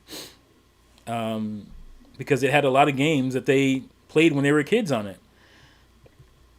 So why isn't the Switch doing that? Why? I have no idea. And it's a perfect console for that because you can undock it and take it anywhere. And you can take, you know, all your games on the go. You can't do that with the Switch currently. Even with the NES, SNES Online, you have to be online. Or do you? I actually don't know. Because let me take that back. I could be wrong about that. If you have to be online to play NES, SNES. Somebody let me know. Because I really don't know. I haven't played any of those. I haven't even used SNES, NES Online at all. So I don't know. But, you know, obviously Virtual Console is better. So I've been yapping quite a bit. Let me see if I can pick out some comments that I can address. Obviously, Sarah says, for $400, this will spread the value platform far and wide. Yes. You know, they said it hurt for them to get them to that price. They're either taking a small loss on that or a really small profit. One of the two. On the $300 one. I think they're making slight profit on the other models. But the $300 one or the $400 one is probably right on the cusp. Alex says Switch honestly should have the best virtual console. Yes. It should. Hands down. The Steam Deck should in no way be any threat to a Switch. But it is. Potentially. The Steam Deck probably would be the best way to play Nintendo Portable. Yeah. Says who's that? MC Frank or Mick Frank? I don't know. Or Mick Frank. Mick Craft Tank. MC Craft Tank. I guess it's MC Craft Tank. Very interesting, cool name. Nia says, for a company as money hungry as Nintendo, you'd think they give us an actual virtual console. Yeah, I mean, like, they clearly want your money, but they don't want your money. It's confusing. I don't get it. They make terrible business decisions, says Yusuf. Yeah. Let's see. Like, why the F don't we have a real virtual console? Nia, I don't know if I missed it or not. Are you getting a Steam Deck or not? Because it would seem like it would be something you like, but I don't know. And Alex, did you get one? I can't remember on Twitter. I think you said you did, but I'm not sure. You got to reserve or not. Yeah, 12 feet tall. I hope it sells well. Also, obviously, like I said, because I think Nintendo needs that competition. Like I said, I like cornered. I like cornered Nintendo. Cornered Nintendo gave us the Super Nintendo. People forget that, but Sega was getting in that ass, on during the 16-bit era, and I'm not sure we would have gotten Donkey Kong and Star Fox had it not been for. I'm pretty sure we wouldn't have got it. I don't want to say pretty sure because there's no way to know that, but I'm not sure we would have got those games had it not been for Sega getting in that ass. So, I don't know. Let's see. I'm going the wrong way here. Oh yeah, Nia said, yeah, you reserved the basic one. Cool. All right. I figured it. I thought it might be something you'd be interested in. So I was wondering. Let's see. Bad Late. See, well, outside the NES, SNES Online, there are a bunch of third-party retro games on the eShop, similar to Virtual Console. Yeah, you get. And I love that. I love the spiritual successor game, right? So one of the reasons I wasn't as excited. It's only one of the reasons I wasn't as excited for Advance Wars 1 and 2 was, oh my god, why do I always forget this game's name? There's an Advance Wars light game, a spiritual successor to Advance Wars. If you guys know what game I'm talking about, let me know. And it was made by an indie company. And it's very much, Advance Wars, but set in like medieval times or something. And I never can remember this game's name, and I think it's awesome. So you have that, which I love the spiritual successor because a lot of them are really good. There's a Contra spiritual successor, which I can't remember its name. It's very much like Contra Hardcore, or Hard Corpse, however you pronounce it. And that is awesome.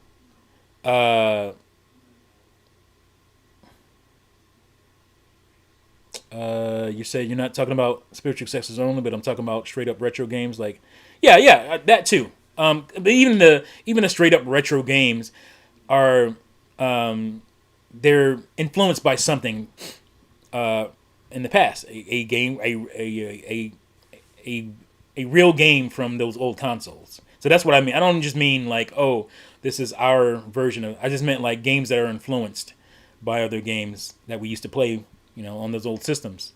So, Wargroove, thank you, Clocked It.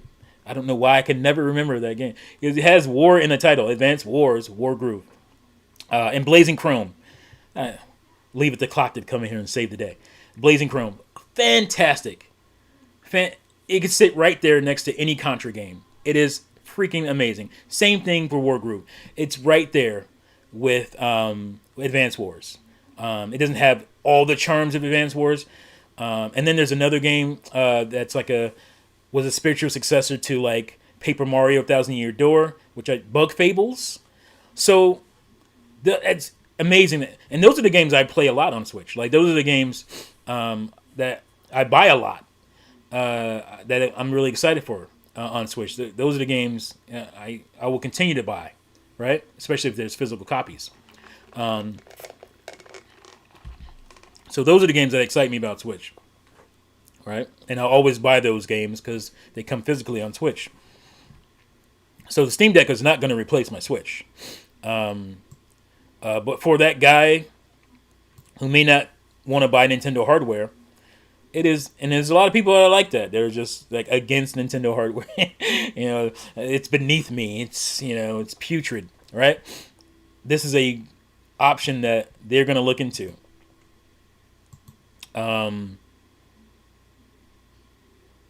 Blazing Chrome. Yeah, Blazing Chrome was awesome. I know you got into it too, Alex. Great game. Boss battles, fantastic. Love that game. Hope they do a sequel. Nia says, me and T have so many common tastes. Yeah, I mean, that's why we vibe. I think we're very similar. You said something up here about concern Nintendo still give us downlocked or downclock switch, so I don't care anymore. Yeah, but they haven't, again, they haven't had the competition, right? So Nintendo thinks, oh, they're halfway through the Switch, right? But if Steam Deck starts kicking so much ass in the portable space, Nintendo may not feel we're halfway through the Switch anymore, and they might drop that next console sooner than later. They might drop it in the next 2 years, right? The new Switch or Switch 2 or whatever, right? So that's the thing that a Steam Deck could do. A good selling Steam Deck could push Nintendo. And like I said, Nintendo got pushed during the Super Nintendo. People don't think about it that way, but yeah, Sega pushed Nintendo to do a lot of things. And same for N64, right? So PlayStation came along and whiz-azz-zipped Nintendo's behind. But I don't, but so Nintendo focused on quality, and like that was their thing, quality over quantity, right? So I don't know if N64 would be my favorite console of all time because of the quality of those games, the wow factor of those games, had they not been pushed by Sony. They weren't as much worried about, I mean, they were initially worried about Sega Saturn, but obviously it didn't do well. But that's good Nintendo. GameCube, right? Everybody loves GameCube. But had it not been for Xbox coming in, and again, Sony whiz-azz-zipping with the PlayStation 2, GameCube may not be your favorite console as you think, as you look fondly back on it. Some of those experiences may have never happened had it not been Nintendo pushing. Like, I don't think a lot of the creative stuff that GameCube was trying to do would have happened. A lot, and then not everybody loved that stuff. Like the Pac-Man versus stuff, the stuff that you can do between Game Boy Advance, and you might not have got that. You might not have got a Game Boy player. That's one thing I will say that non-struggle Nintendo wouldn't have gave us a Game Boy player for GameCube. I don't think that would have happened. Nintendo, the GameCube was underperforming, and Game Boy Advance wasn't. It was doing well, so that was Nintendo saying, "Hey, maybe we should find a way to integrate our very popular console, our handheld, with our not so popular console," and that's why I think the Game Boy player came about. We didn't get a DS player on the Wii U because they probably looked at the Game Boy player and said, well, it didn't really work.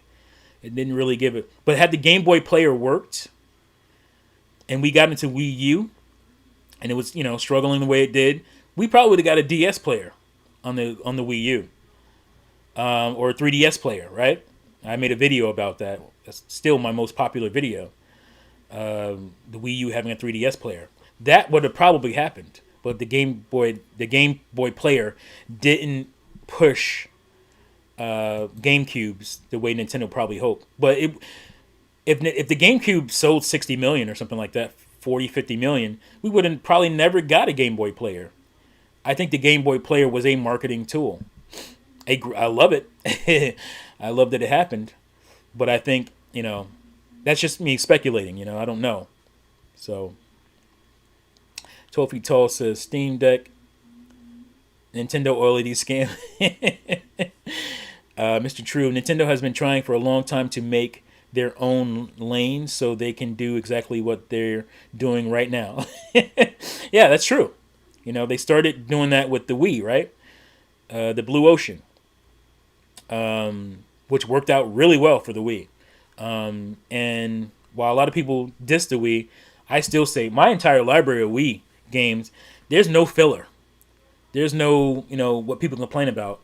And I have over 100 games on that thing. So uh, anybody trying to act like the Wii's library, you know, wasn't good. Yeah, you haven't played it. You literally haven't played it. I can go through it again of how many core titles are on the Wii that were great. Um, but yeah, they were trying to make their own lane, starting with that because they were like, all right, Microsoft is in here now. Sony kills, they sell 100 million units with every one of their consoles. We can't compete with this. We had a fantastic piece of hardware in the GameCube, and that did not matter, right? So they were like, we're going to minimize our R&D here. We're going to stick two GameCubes together and make the Wii and make this crazy a motion controller for it, which was going to be a controller for the. See, again, that was a thing that was pushing. The Wii remote was going to be a controller for the GameCube, and it was probably one of those ideas that came about because Nintendo was like, "How do we make this thing sell better?" Right. So, Struggle Nintendo is good. Struggle Nintendo brought us the most. It brought us the Wii and the DS. Right. Had it not been for, again, DS, had it not been for the real possibility of Sony overtaking Nintendo, not only in home consoles, but handheld with the PSP, the DS might not have happened the way it happened, right? The PSP was scary. um, Great specs, good price. That damn memory, I don't know what's up with Sony trying to force you to buy their memory cards. I mean, they're an electronics company, so that's what they were doing. But PSP is probably my favorite handheld until the 3DS of all time.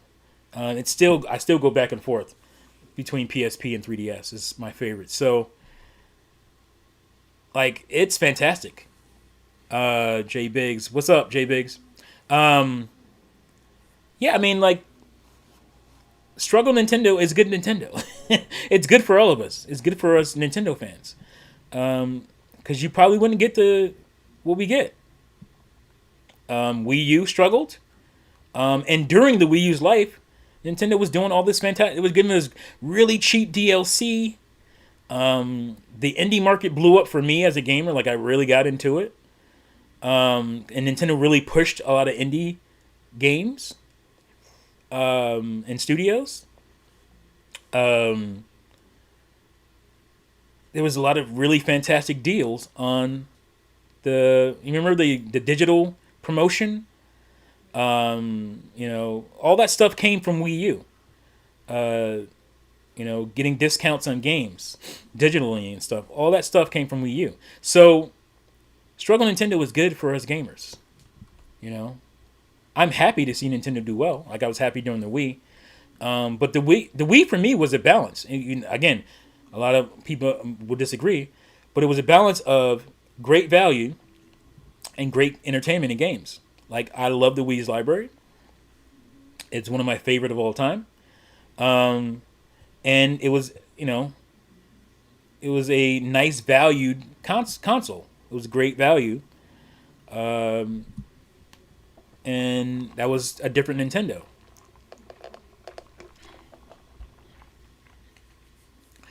12 feet tall. The textures in Metroid Dread look awful. I have to see the game up close. Some people think it looks great. A lot of people do. Again, my initial viewings of it, I mean, it's not terrible, but it's to me, it's terrible in some spots. I mean, you saw my video where I point, like, just kind of bleakness and blandness and just really basicness of some of the texture work in the backgrounds and stuff. So I hope it gets better. Gabe Gear has all the games. Nice. I'm gonna start calling it the Gabe Gear. I bet. Nice one, obviously. Sarah says. I bet Switch won't even get Nintendo Selects. Right, so Nintendo Selects. GameCube got what do they call it? Player's Choice. All the way, Nintendo's always done that. And it didn't take 4 years. Like, a lot of the million sellers on previous Nintendo consoles were already marked down. If you bought the the Nintendo Selects, the million seller N64 games, those were all marked down. So Unforgiven says Game Boy for me, or Gabe Boy, Gabe Boy. That's cool. I like that too. Gabe Gear makes more sense because of the shape of it and the battery life. But yeah, that's cool too. Uh,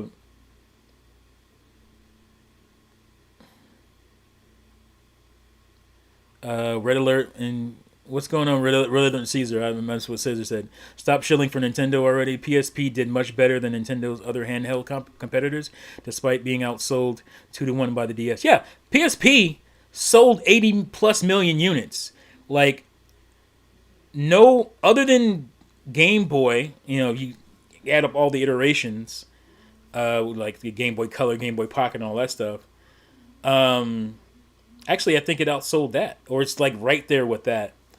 DS is the only handheld that outsold the PSP. PSP sold stupid well for a handheld. I mean, that's why they even thought about doing a Vita, because the PSP sold very well. The problem with the PSP is that the games themselves didn't sell as well for whatever reasons. If you look at the top selling charts on the games, you know, most Nintendo handhelds destroy it game sales wise. A lot of people were doing pirating on the PSP. I mean, let's just face it. There was a lot of pirating, basically turning your PSP into Game Boy, or people were just doing that, hacking the PSPs a lot. So while the consoles themselves sold well, a lot of the games didn't sell as well, but they sold decent. I mean, a lot of the games sold where they had sequels and all that stuff too. The PSP has a ton of games, over 1,100 games, I think, on the PSP. It had a lot. It was a portable console. So yeah, PSP is great. What did Caesar say about PSP? I'm wondering. Let me look, see if I can find it. This is funny thing. The PSP was scary to Nintendo, yet it slid. It should have the DS is just playing with the Yeah, you see it very differently, Caesar. PSP put some heat on the DS. Like the DS sold astronomically well because of the touch stuff, and it just hit the market right before like smartphones and all that stuff. So it hit a perfect time. But PSP sold very well. It sold over 80 million units. So that's a success, my friend. Like that's a successful handheld. Yeah, I mean, just be honest. Like I'm a Nintendo fan. I love my Nintendo stuff, but the facts are the facts. So GBA sold 80 million. Okay, Game Boy sold over 110 million. Thank you, bad latency. I wasn't sure about the numbers. I don't want to be wrong about that. So Game Boy is the one that sold. GBA is the one that sold 80 million. Okay, all right. So yeah, so the PSP was right there. You don't think the GBA was a failure, or no? It sold 80 million units. That's huge. The DS hasn't sold that, or the 3DS hasn't sold 80 million units. Is it a failure? No. The PSP, especially in that era, selling 80 million units. That is fantastic. And again, as far as being like a portable console on the go, the PSP did that way better than the DS did. The DS was a different thing, and that's why it hit a different market. But as far as being a handheld on the go, or a console on the go, PSP was close to that. And yeah, you can hook it up to the TV. You can put it up to your TV screen, but it was a tiny little box, unlike the Game Boy player on GameCube. It was a little box. You could stretch it, but it wasn't great.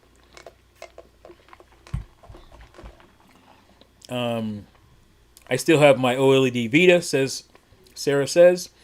I was psyched on the OLED, better volume, having an original Switch, but then this Game Gear was announced when I was about to buy the OLED Switch.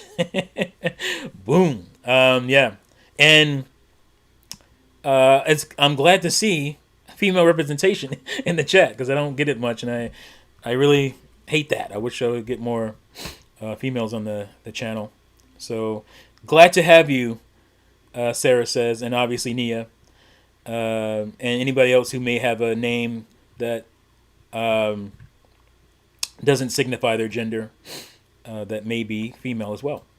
12 feet tall. I see you're a Batman fan, T. I'm a huge Batman freak myself. Oh yeah, I mean I'm a DC Comics guy, so yeah. Superman is actually my favorite comic hero of all time. But I mean, who doesn't look like Batman? Something's wrong with you. Batman has the best rogues gallery, hands down, easily, and he's just a fantastic character, right? So, are you getting one, T? Yes. If you follow me on Twitter, you should know that, Unforgiven, and I know you follow me because, yeah, I secured the 256 gig model. So yes, I have PSP and DS and 3DS. All of them are hacked. Says 12 feet. Yeah. I haven't hacked them, honestly. I'm thinking about my 3DS only because I can play. Well, I know I'm gonna hack my 3DS. So I can play other regions games. But that's it. Wow, man. It says, Nia. LOL, Batman is the best. 12 feet tall. I'm going to play Batman on the Game Gear too. DC Comics equals detect. Yeah, I know. I can't. I know, Nia, I know. DC Comics. Yeah. It's something I can't break out of. I know what I'm saying. I know I'm saying DC Comics. But yeah, I know you're a huge Green Lantern fan. I can tell that by following you on Twitter. Green Lantern's your guy, which is cool. I mean, Green Lantern's awesome too. I just never got as into Green Lantern and as much because when Green Lantern really started hitting, I think, at least modern Green Lantern started hitting, I hadn't, been reading and collecting as much at that point. I still have my collection, which is probably over 300 comics. But I'm not as into like comics and comic collecting as I used to be. Getting older, getting in, you don't have enough time to do as much. So, yeah. And J Biggs, I'm a big DC fan myself. My favorite era was post Zero Hour to pre-new. Yeah, that was a great era. So big up to the DC fans up in here, or the DC comic fans. Yeah. And I can't find my Superman shirt. Like I have like at least 2 Batman, maybe 3 Batman shirts, but I only have like one. Superman's my favorite, but I only have like one Superman shirt, and I can never find it. I'm gonna have to get some more. But yeah, I mean, I'll continue to read you guys' comments and whatnot. But yeah, so the Steam Deck, it's cool. Like, again, I don't think it's gonna replace Switch or anything like that. It might for some people, like the really hardcore of the core. But like, it's not gonna be that thing for everybody. But there's certainly a fan base. There's certainly a base for it of people who are, disgruntled Switch Pro fans who are expecting the Switch Pro and got the Switch OLED instead, which is not a good enough substitute, which I understand. Let me see if I missed some good comments up here, because I get really far behind and I'm answering stuff, and I'm trying not to do that, but then I want to like read everybody's comments, but it's the more people gets in here, the harder it gets. So yeah. Yusuf, PlayStation 2 system sold really well because of DVD. Yeah, I mean, I talk about that all. I've talked about that all the time. It's the DVD player. Some of you younger folks may not understand that or realize that, but it's funny because I was in a thrift store the other day with my son, and so I like to go in there and see if I can find a rare item or a gem, a diamond in the rough, if you will. And sometimes I do. I found this really cool, what do you call it? The MP3 player. Not just MP3, but specifically iPod player before the touch generation of iPods. It's not in reach. I'm not going to get it. But it's the old iPod that had the little dial on the front and it had the screen. It was the first one that had the... Was it the first one that had the screen? No, because there was a skinnier one. This was like the fatter, like almost square one. But there were stereos that would come out that you could dock your iPod into. I think that's a Sony. Yeah, it's a Sony. You could dock your iPod into, and I found one, and it worked. It was $2, and it's classic, right? So, but anyway, I found a DVD player. It was the exact DVD player I bought, or was bought for me by my girlfriend at the time. It was a Panasonic DVD player that she bought for me. I think it was my birthday in 2000, or maybe it was probably 99. It was 99. Because no, it was probably 2000 because what was it? Matrix came out in 99 and didn't come to DVD till probably the next year. So yeah, it was probably 2000. So it was $570 brand new. $570 for a DVD player in 2000. And so here Sony's coming out in 2000 with the PlayStation 2 that plays DVDs. You can play your PlayStation 2 games, obviously, but it also is a DVD player for $200 cheaper than a top of the line DVD player at the time. So you could either buy a Panasonic DVD player that only plays DVDs, or you can buy a PlayStation 3 or PlayStation 2 for $300, $200 cheaper than that, and it also plays the new PlayStation games as well as PlayStation 1 games. So that's why that thing sold stupid well, 160 million plus almost. So yeah, I mean that was, things just hit a market at the time. It wasn't that the PlayStation 2 was hands above, hands beyond what the GameCube was, because it wasn't. The GameCube is a better system, but it just had that gimmick of DVD, and that pushed it astronomical. It destroyed the Dreamcast. Dreamcast couldn't do any of that stuff. Buried the Dreamcast and significantly hurt the original Xbox and the GameCube significantly. So, yeah.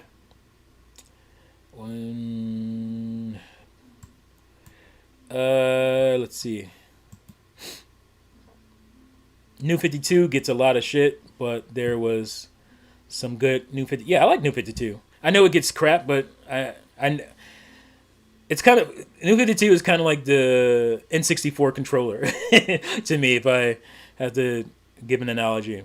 Like, it gets a lot of crap now, but back then it was pretty cool. I thought anyway, and a lot of people around me thought. My faves were obviously Green Lantern and Aquaman, and some of the best, had some of the best stories in that era. Yeah, totally. Especially, again, I didn't read Green Lantern as much, but Aquaman certainly had some great stories in New 52 era. It was a reinventing of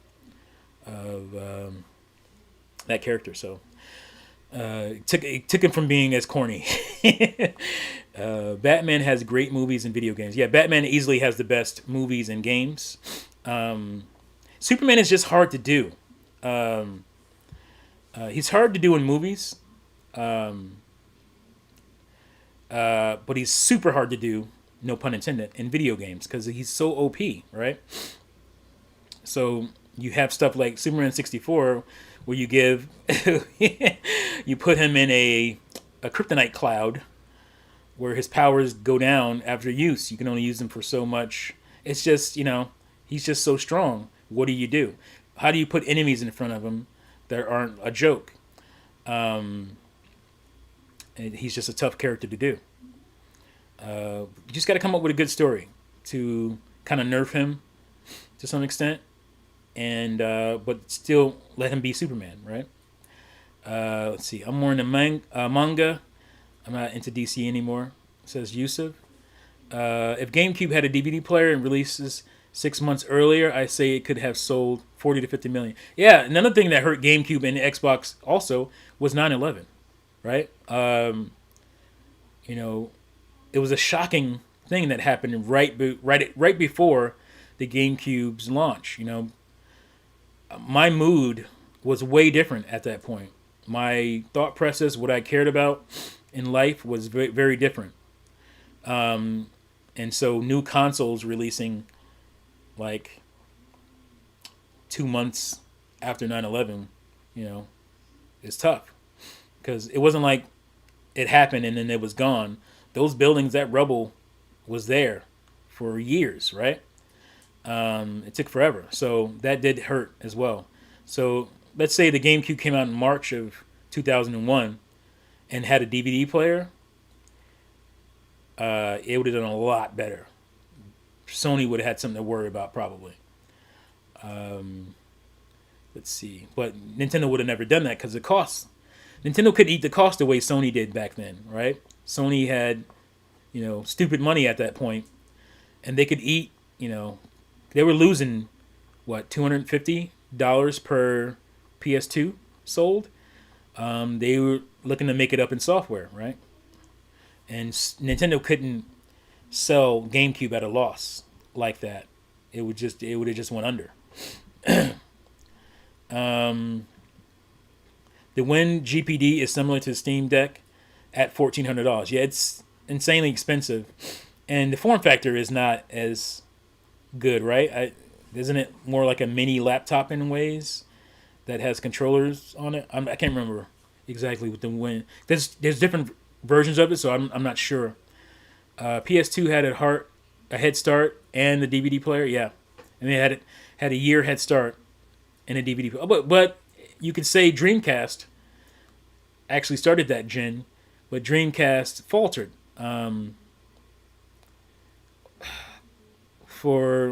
But it was because of PlayStation. A lot of it was because of PlayStation, and it faltered because of how easily it was to hack that thing. So a lot of the games didn't sell well because people were buying or playing burnt games. I knew friends who did that all the time. I didn't like it. I didn't want to do it because I understood that Sega was in dire straits there. As you start burning games, they're in trouble, and the hacking that was going on in Dreamcast didn't help. This video gamer Superman is boring because a lot of people don't know how to write for him. That's true. If you think about it, he's a really fascinating character, and a lot of people have done him well in the past. But most people just don't know how to write for Superman, and he ends up being kind of boring. The best Superman stories are the ones where he has issues that don't involve powers, but ones that test his morality. Yeah.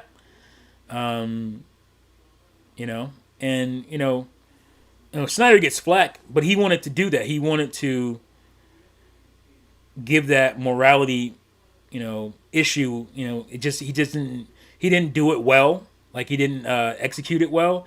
He had the right idea. I still love Man of Steel. I think it's a fantastic movie. I love it. But he's not the director to pull out that kind of stuff, that kind of character-driven stuff. The action, fantastic, right? Visuals, great. He had the right idea. He's not the right person to do it. You need a more kind of thoughtful director that understands character that way. So, um, video game. I knew people who has hella burnt games on. Yeah, hella burnt games on the Dreamcast. Yeah, it's crazy. I have a bunch now because somebody gave them to me. But it's not hurting Sega now. And I haven't really played any of them. I just have them. Because I pretty much have every Dreamcast game that I want anyway. So let's see, 12 Feet Tall. I just want a Superman game that you could play as Clark Kent as a reporter. Yeah, I mean that's a way, right? So you're out there as Clark Kent as a reporter. You're doing that stuff. You're doing investigative reporting or something, and something happens, and you have to go into Superman mode, right? So that's cool. That's what they should do. The movie did that. The original movie did that, right? Like he was, I think it was part two. Maybe both of them. I can't remember. But he was out as Clark Kent on a investigative assignment, and he had to become Superman to save some stuff, right?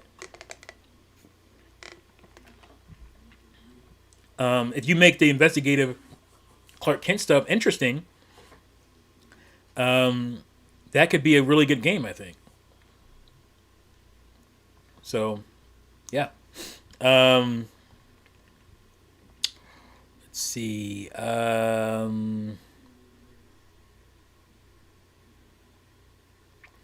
Obviously, Sarah says you can dock the Steam Deck and get more movie streaming options and Switch.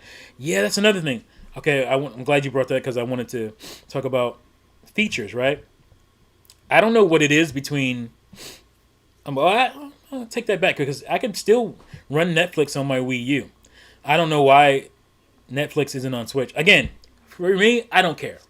Um, I don't need. I'm not gonna play Netflix on my Switch anyway. I don't use apps like that on my Switch because, first of all, I just don't think I want to put that kind of wear. If I'm going to wear on my Switch, which I don't think is a very sturdy console, if I'm going to do things that wear it out, it's going to be related. I want to do game based things on those battery hours, on those life hours on my Switch, right? But for what I don't know about Valve's hardware background, but I know they would, they're building something that's sturdy and strong for the portable, basically portable gaming console they're making, right? So I'm pretty sure because they have to worry about heat and all that stuff, especially. They're building something that's going to be strong and sturdy, right? So, whereas I wouldn't do that stuff on my Switch, I would certainly do it on my Steam Deck as far as like entertainment apps, your YouTubes and your Hulus and Netflixes and all that stuff. So feature wise, like outside of gaming, it clearly is going to destroy the Switch, right? So making it that all in one is a really good play. Doesn't mean you're gonna unless a lot of that stuff is seamless and really well put together, it doesn't mean you're gonna have success. But just knowing that anything I can do on a PC, I can do because people were asking them. I think it was an IGN video where it's like, well, can I run my VR stuff? Yeah, you can run VR just like you would run it on any computer that's capable enough for it, obviously. Yeah, you can run VR. So that is another cool thing. That's another thing that I was thinking about because I was like, well, I don't want to spend an arm and a leg. I don't need the top tier VR. I just started getting the VR. Dabbled obviously with the Switch Labo, and then I bought a PSVR, which you can kind of see back there. And I got to do some videos on the VR experience because it's great. So if I want to get a Vive or something, which I do, because I want to see like really good VR, Now that's an option for me. It wasn't really an option for me on my current gaming desktop, but it's just it alleviates like space a lot of just it's convenience. It's making it really convenient to think about getting these things now, like because I can dock it and I can run it to my monitor here, which was always a plan. If I couldn't do that, I don't think I'd get a Steam Deck. If I couldn't run it to a monitor, I'm pretty sure I wouldn't because handheld only is not only what I would want to do. It had to be a hybrid. So that's why I like to Switch because it's a hybrid. I have a choice, right? So I like the choice of being able to go to my monitor and then being able to play VR stuff. Because there's some VR stuff that's not on PSVR, right? There's some cool VR games that I can get at on PC. And I'm like, yeah, that's great. I don't have to sit here and worry about, having this, dock is beastly. It doesn't have to be too crazy. You don't have to have a crazy system to run VR. But obviously, if the Steam Deck can do it, right? But it's just, form factor. I love it. Convenience of it. It's great. Yeah, I know that. That's what I'm saying, Sarah.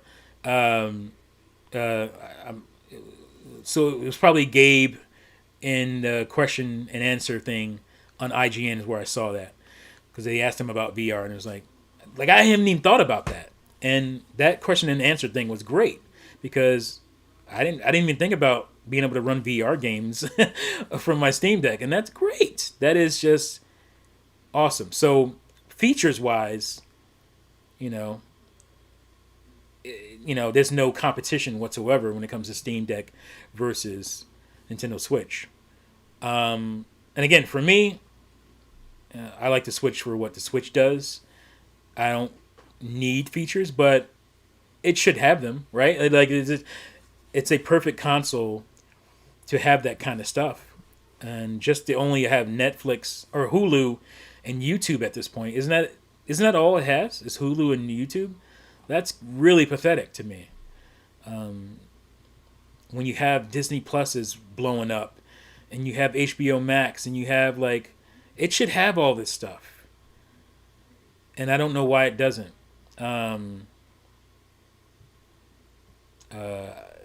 Netflix is in all regions. I can see maybe HBO Max not having that yet because I don't think it's in. It may not even be in Japan yet, but there's other apps, streaming apps that should have that I personally wouldn't care about, but as a system, it should have them. Obviously 256 you can upgrade the storage. I got the 512 for the Steam OS skin. Oh yeah, that's one of the things it has. It has skins for your virtual keyboard and stuff like that. So that's cool. Personally, I didn't care about that because I probably will rarely use the virtual keyboard. I'll just use a wireless one. But I think there's what is it? The Steam OS has personalized stuff too. If you get the top tier model, I'm good. I'm good with the 256. It's right where I want it to be for what I have as far as my library and what I'm going to do with it. It's perfect for me. It's a good price. And here's the thing: I would have happily paid for a Switch Pro at $399, $450 or whatever, had it been a significant jump. Because it would have, I want to get another Switch anyway. So I can hack my current one. But, I buy multiple iterations of consoles all the time. And I would have done that for a Switch that I thought was worth buying.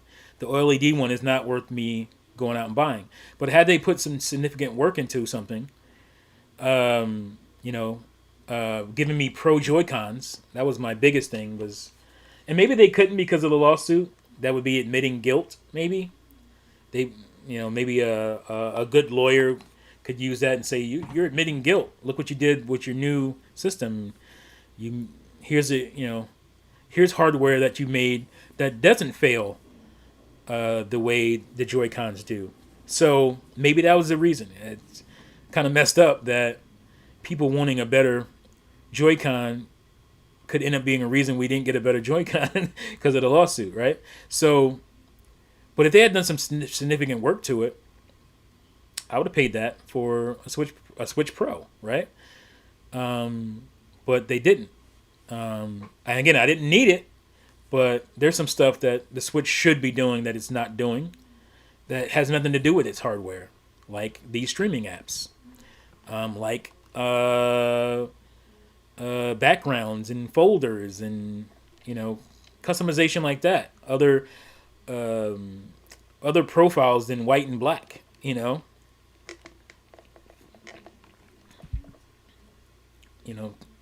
People aren't asking for much. I don't think. And the shills act like people are being entitled for asking for these simple things that the 3DS could do, right? The 3DS. Why doesn't the Switch have a camera? I don't know, or a mic. It's weird. You have a portable. It's portable as well. Why doesn't it have these things? I don't know. But I'm excited for Steam Deck. A part of me was like, do I replace I can't do that. My wife just bought me this laptop. Like, I can't, it's not going to replace my laptop. It will for the most part, but I'm going to keep it. My kids need or they don't need them, but I want to get my kids new laptops because theirs are kind of old at this point. So I was thinking about maybe giving them this one, but that wouldn't be right. Well, I don't think my wife would like that. I bought you that laptop, you gave it to the kids. So the shills don't seem excited for the Steam Deck. Yeah, it's just like, I guess I'll close on this. People trying to downplay it because you feel threatened by it. Like, it's obvious. There are people out there that are just, Nintendo fans that are fanboys, fanatics, that are just threatened by the Steam Deck and just dismiss everything about it right away. Don't do that. It's embarrassing. Like, don't do that. It's obvious and it's embarrassing.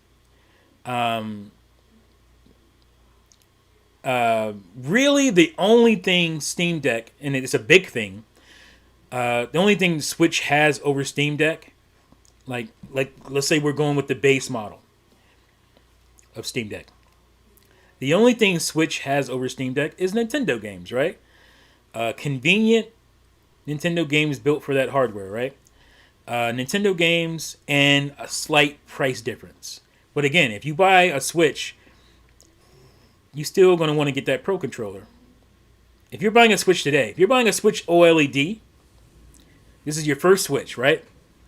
And this is probably a good Switch if it's your first one, if you care about handheld gaming. But if you don't, get the cheaper one, right? Or you can get a Switch Lite if you only care about handheld gaming. But if you get an OLED Switch, this is your first Switch, and you get a Pro controller, and of course you're going to get a Pro controller because there's no way you're only going to play with the Joy-Cons. There's no way. If you do that, the OLED Switch is now $420 roughly, before taxes. So, if you get a Steam Deck for $420, that basically your Steam Deck and covering your dock, right? Because like I said, you can get a USB hub, a USB-C port or hub for about 20 to $25, a good one. And you can go beyond that if you want to get something really snazzy. but one that has Ethernet port, HDMI out, maybe a couple of USB 3.0, then it's the same price, right? And as far as controllers, like, if you're gonna play the Steam Deck, if you're gonna play that docked, you already have a bunch of controllers right now that will work with it. You already have. You don't have to go out and buy a controller. You have a controller that you already love that you can use with your Steam Deck, so you don't have to go out and buy a controller. So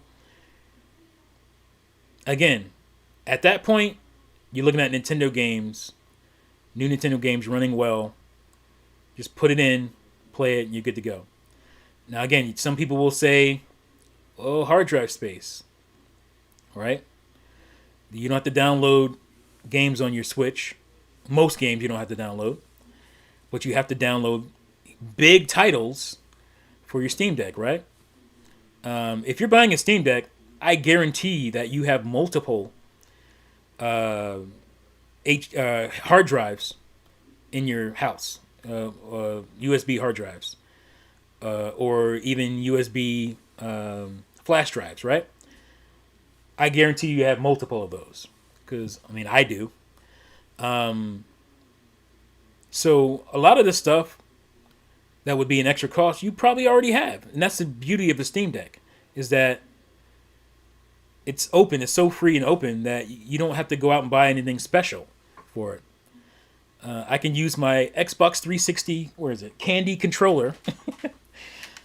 I still do. I use this to play a lot of games on Steam. This little rinky-dink, this is not even first party. This is a third-party controller for Xbox 360.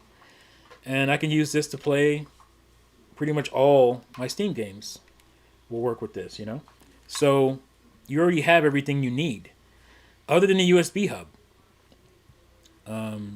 Hard drives. I'm different because, I dabble in filmmaking, so I have a bunch of hard drives.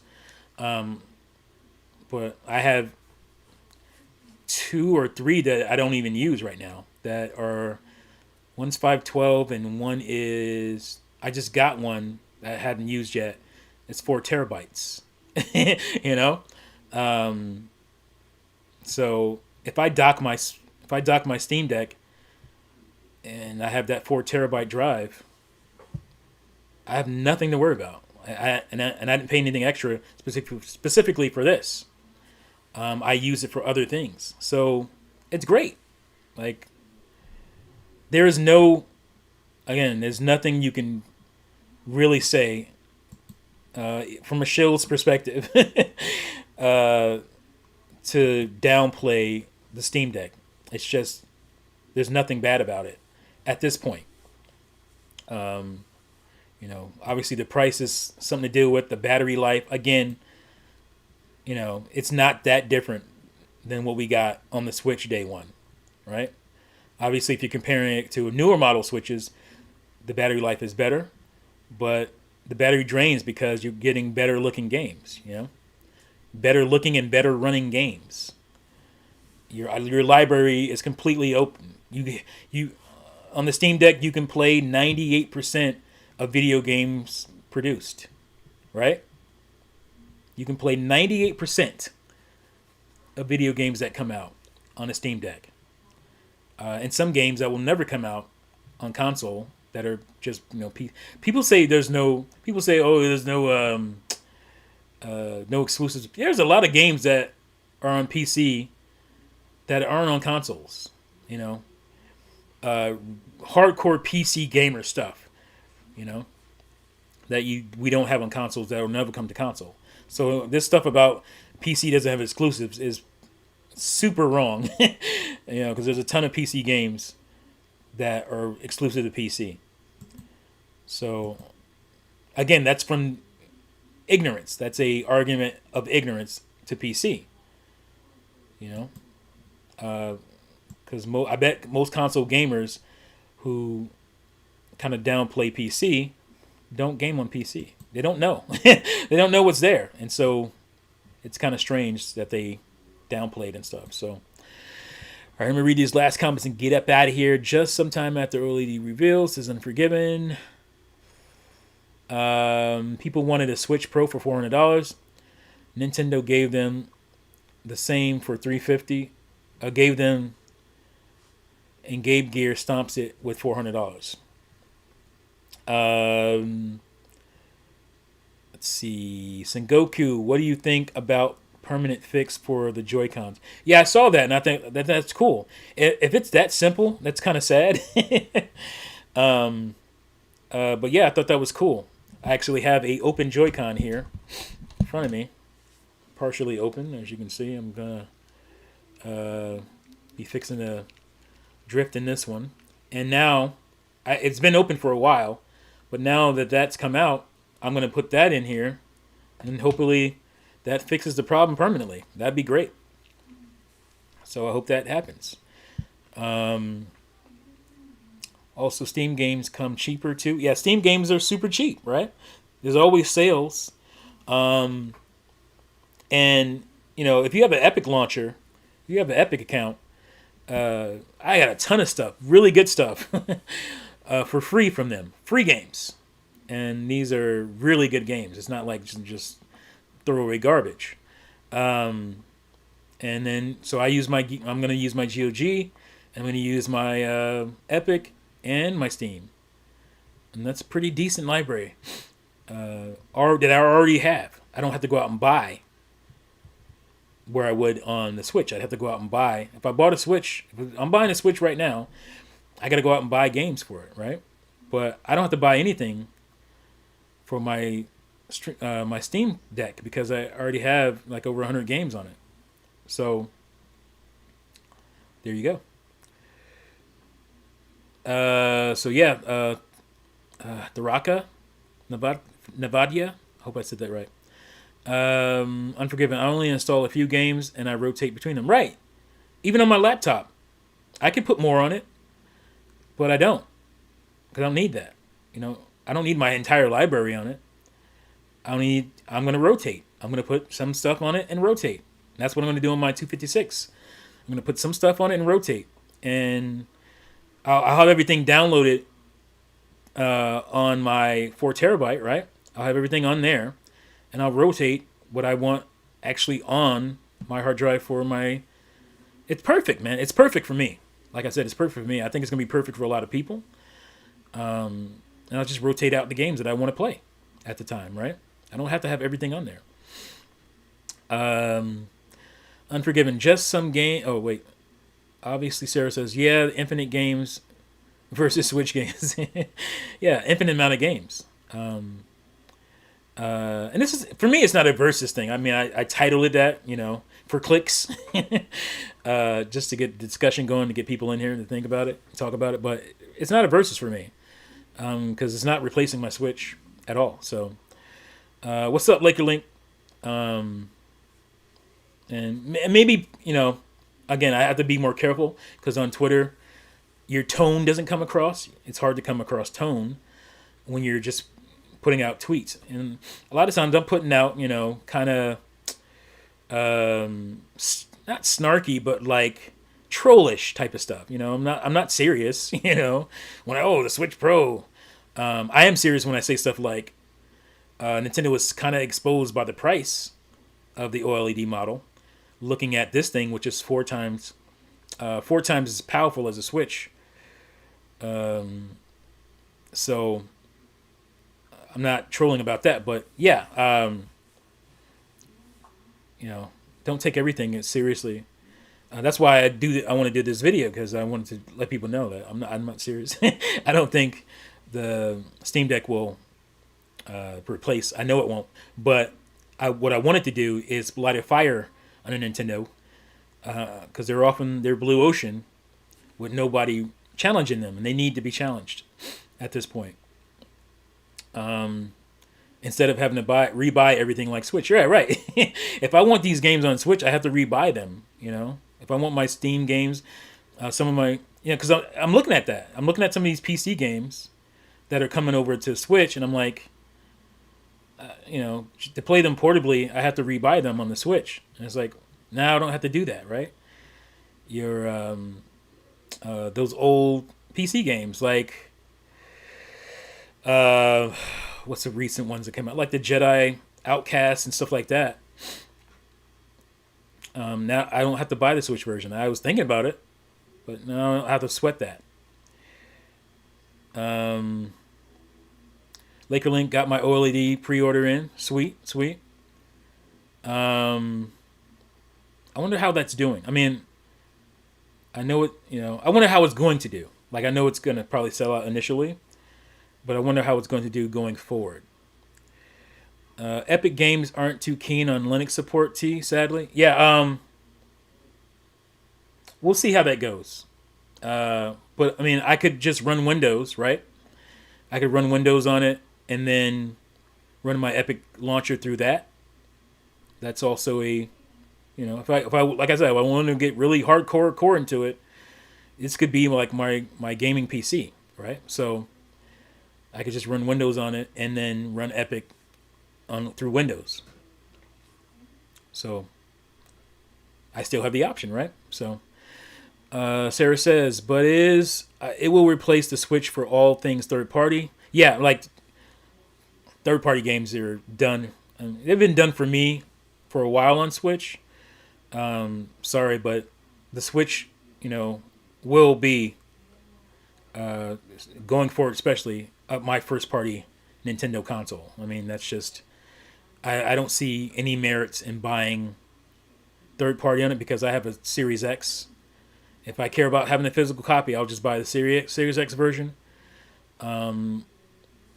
or get it through Game Pass or whatever, right? So I see no merit in buying a lesser version on the Switch anymore. I'm cool with the stuff I bought already. Like again, Witcher 3.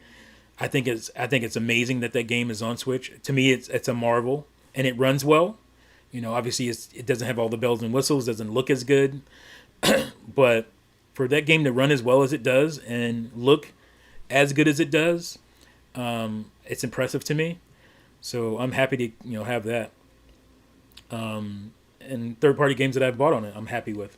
But going forward, it's not going to be any third-party games on my Switch. Outside of like the indie titles, like I said, that only the indie titles that release with a physical copy that you can only get on Switch, right?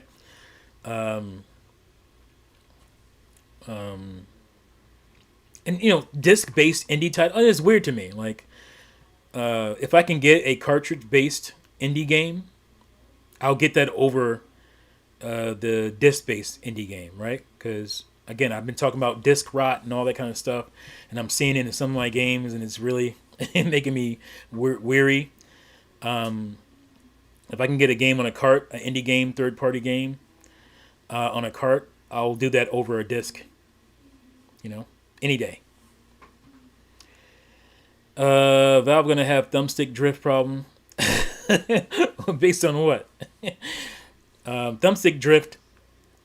Like, this has thumbstick drift. It's not very bad though. It's like if you go and check the settings, I did that on Steam, and it's just a little bit off center. Drift is like, it's like your character is moving basically when it's standing still. I don't have that with this. Drift to that degree, I've never had until the Switch Joy-Con. So I'm not worried about drift to that degree, to where your character is just literally walking and when you're not even touching the stick. So Valve going to have thumbstick. Just read that. Not only that, but your saves carry over with cloud. I mean, there's so many things. I can't even. I'm glad you guys are throwing it up. Thanks, Alex. You're throwing this stuff out there, and we've, if you follow me on Twitter, we've been going over these things as well. But yeah, cloud saves. I think I mentioned that earlier. Cloud saves, all that stuff just carries over. You don't have to do anything. You don't have to do anything special. It just carries over. It's convenient as hell. It's easy. I did that to my laptop because like I said, I'm selling my desktop. So I brought all my stuff over and everything was just there. I didn't bring it over. I just downloaded it again through Steam and GOG and Epic. I just downloaded all the stuff again, and all my saves and all that stuff is there. It was no issue. That's going to be the same thing with my Steam Deck, right? And there's no issue. There's no extra cost. I can game online for free. I have my cloud saves. I don't have to worry about anything. You know, so it's just super great. Now, if you don't have if you're not a PC gamer, you don't have a Steam account, you don't have a GOG account, you don't have these accounts, it may not be as enticing to you, like buying a Steam Deck right now. Oh, I'm gonna go buy a Steam Deck. That may not be as enticing to you. But if you already have a library, you already have these accounts, and you want to be able to play those games portably. I mean, it's a phenomenal system for that, and I have no worries for it doing what I want it to do right out of the box right away. So, that's what excites me, right? And opening up new things that I wouldn't do on my, I couldn't see myself doing on my current PC setup, which is stuff like a VR, right? And if I want to do desktop computing, I can. It's an option. I do most of my desktop computing on my Mac, but if I wanted to, I can stream from it. I can hook up my my camera right here and stream. You can't do that from a Switch. So, it's a no-brainer for somebody in my situation, right? It's not a no-brainer for, like I said, somebody who doesn't have these accounts and ready to go. But I'm super excited for it, man. I wish it was coming sooner.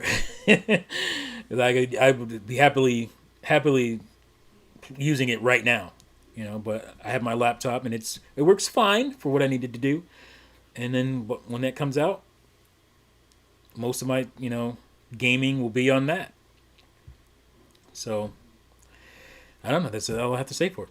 I'm so stoked on the Gabe gear. I am down to talk about it all day, Sarah says. And yeah, I'm super stoked for it. Way more stoked for it than I am for the OLED. And there's nothing wrong with the OLED. My only issue with the OLED is the price. I think it's overpriced. And again, if you look at, we talked about this earlier, if you look at the costs, the added cost of the OLED is $10. So, Nintendo could have charged $329 for it, right? And that would have been better. I mean, still not great, but they went for something that cost them an extra $10 in manufacturing. They're charging us $40 above that, and it's just like, nah, that ain't cool. This thing is not doing anything special. And how much is a dock going to cost? Because people are like, oh, you gotta buy something extra for the Steam Deck.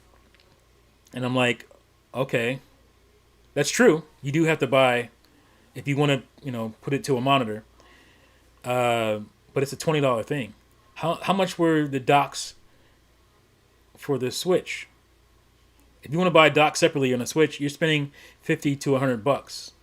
So if you look at it like that, not that bad. Not bad at all. Major malfunction. There's mention from DF of making optimized settings specifically for Steam Deck. I could do it in my own game if I can identify the hardware. You're writing more. Okay. Message retracted. I guess you'll finish that in a second.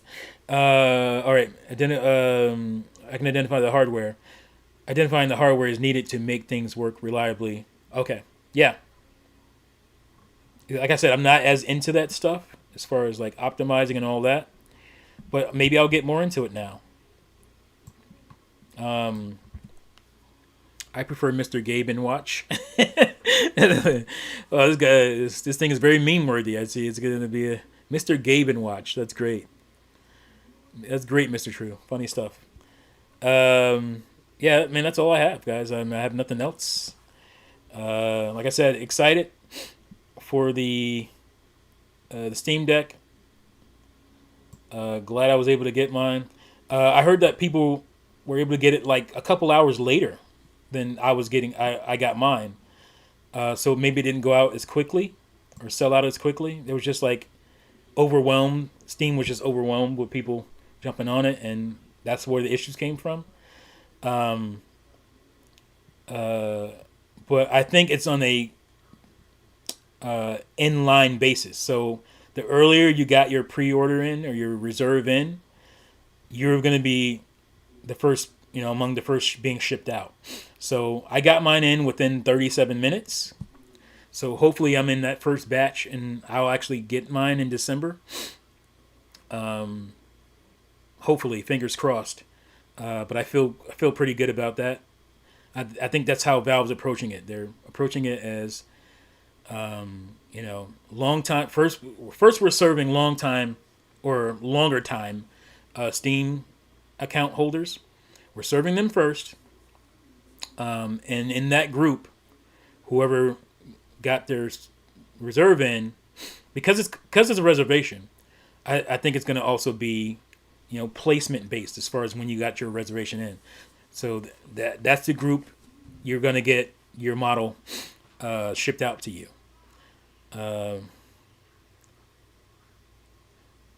What's that? 512 slipped into Q2. Oh boy.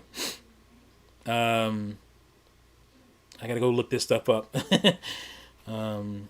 Well, I don't have a 512, so that sucks. Uh, Major malfunction. Identifying the hardware is needed to make things work reliably. Okay. Yeah, I read that already. What was that? What's the what's the LOL emoji for? Sarah says. Are you talking about the ship date for the 512? Is that what you're laughing about there? Um, that sucks. That sucks. No, is my 256 gonna slip?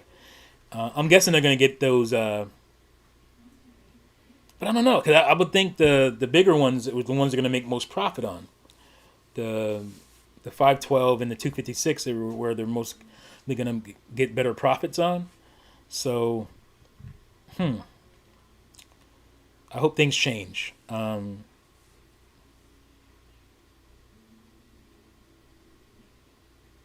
So you can upgrade the NVMe. I gotta go look this stuff up. This is very intriguing. Um, I want to get it. The problem, I don't live in America. Oh, was it only regional? I think they're doing chunks of reserves. So Yusuf, I'm sure they're gonna do a chunk uh, for wherever you are. Are you in Europe? Um, I think that was they talked about that in the Q and E, Q and E. So we'll see. Mr. Gabe and Watch. It's funny. Love that. That's a great one. Um, Leave it to Mr. True to say Mr. Gabe and Watch. Yeah. So excited. We'll see what happens with it. I got to get out of here. I can't believe I've been on this long. Thank you guys for joining. Yeah, let me know if you're watching it on replay in the comments. What do you think about what they're going to do with this thing? Are you excited for it? Are you a purist, a separatist? I'm not touching that thing. I'm my Switch. You can have both. I'm gonna have both, so it's all good. Yeah, I'm gonna go look up some information on this thing now that Sarah's dropping all this stuff, and get on out of here. Thank you all for watching and listening. And I'm gonna record a bunch of videos because I need to do some standalone videos for some stuff I've been meaning to do. So you should get uh, a decent group of videos for next week. It just came to me. Says Mr. True. Good stuff. Yusuf, you're in Arabia. Oh, yeah. I don't know. I don't know. You're gonna get it, but time is when. Time is the question, right? When will you get it? I should have known that, Yusuf. I can't just expect you to be in Arabia based on your name. It doesn't mean you're still currently living there. So, but yeah. But yeah. Anyway, that's it. I'm gonna look up some more stuff on the Steam Deck. Apparently, there's new information coming out, so we'll see what goes on that. And thank you guys for joining, for being very active in the chat. I always love that. Love that. Love that. If you're here and you haven't subscribed, do that because you're gonna miss some standalone videos I'm dropping soon. So make sure you subscribe, like this video, folks, if you haven't already. Seems like most of you have, so that's cool. And I'm trying to find my thing here so I can get out of here smoothly. And I'll see you guys next time. Peace out.